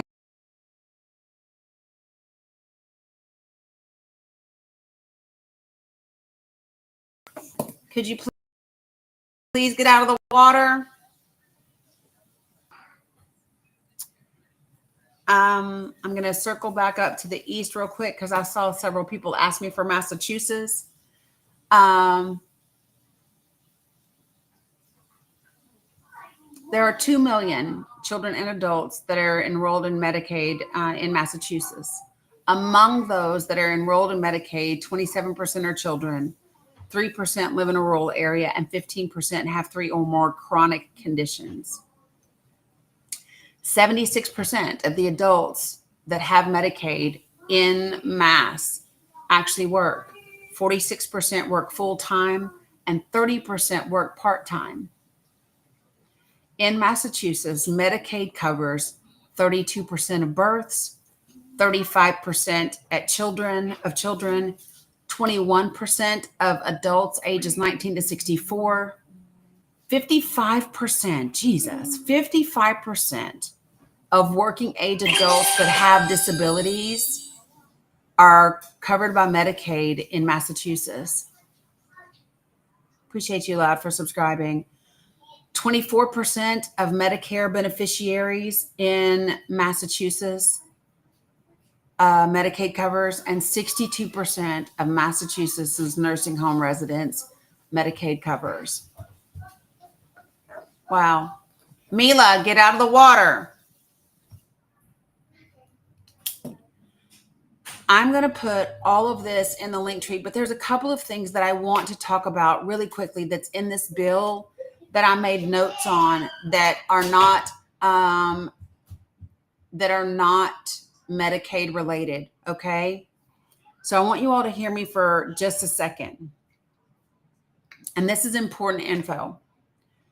The Joint Committee on Taxation estimates that the overall cost of extending those 2017 tax cuts and the other measures will increase our deficit by $5 trillion.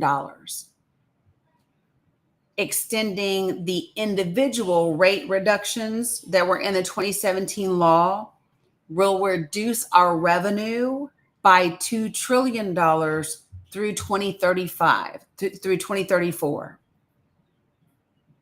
At the same time, they say that the bill that they're going to put $1.9 trillion towards reducing the deficit by cuts to renewable energy incentives and international tax enforcement. So they're going to put in $1.9 trillion. They're going to put $1.9 trillion towards reducing the deficit by trying to enforce international tax and cuts to renewable energy incentives. So things that are looking to be cut are tax credits for electric vehicles. It's in the bill. It's not the administration. It's in the spending bill, Rosa. So the answer is yes. If the Senate passes this bill, yes. And are you talking about, can a new administration after the Trump administration get rid of this? Congress, if they get it through Congress. It will also phase out credits for low carbon electricity, including wind and solar through 2032. To give you an idea, things that I pulled up so that you all would know about it. Give me 1 second. I wanted to look because you hear them saying all the time that they want to make the United States the leader in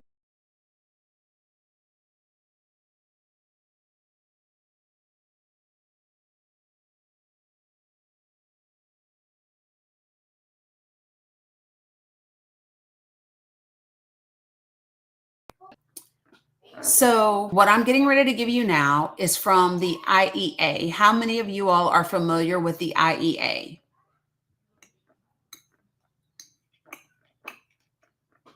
Sorry. And you can download the free report.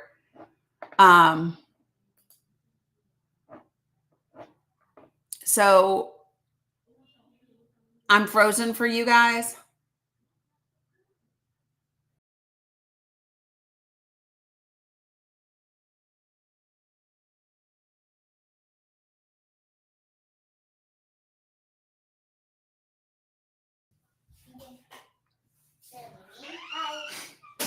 I don't know what's going on. If you're on YouTube and Facebook, it keeps saying it's losing the connection. So I'm going to close out of YouTube and Facebook. Sorry, guys. It keeps saying, Restream keeps saying they're losing the connection, but I'll be back.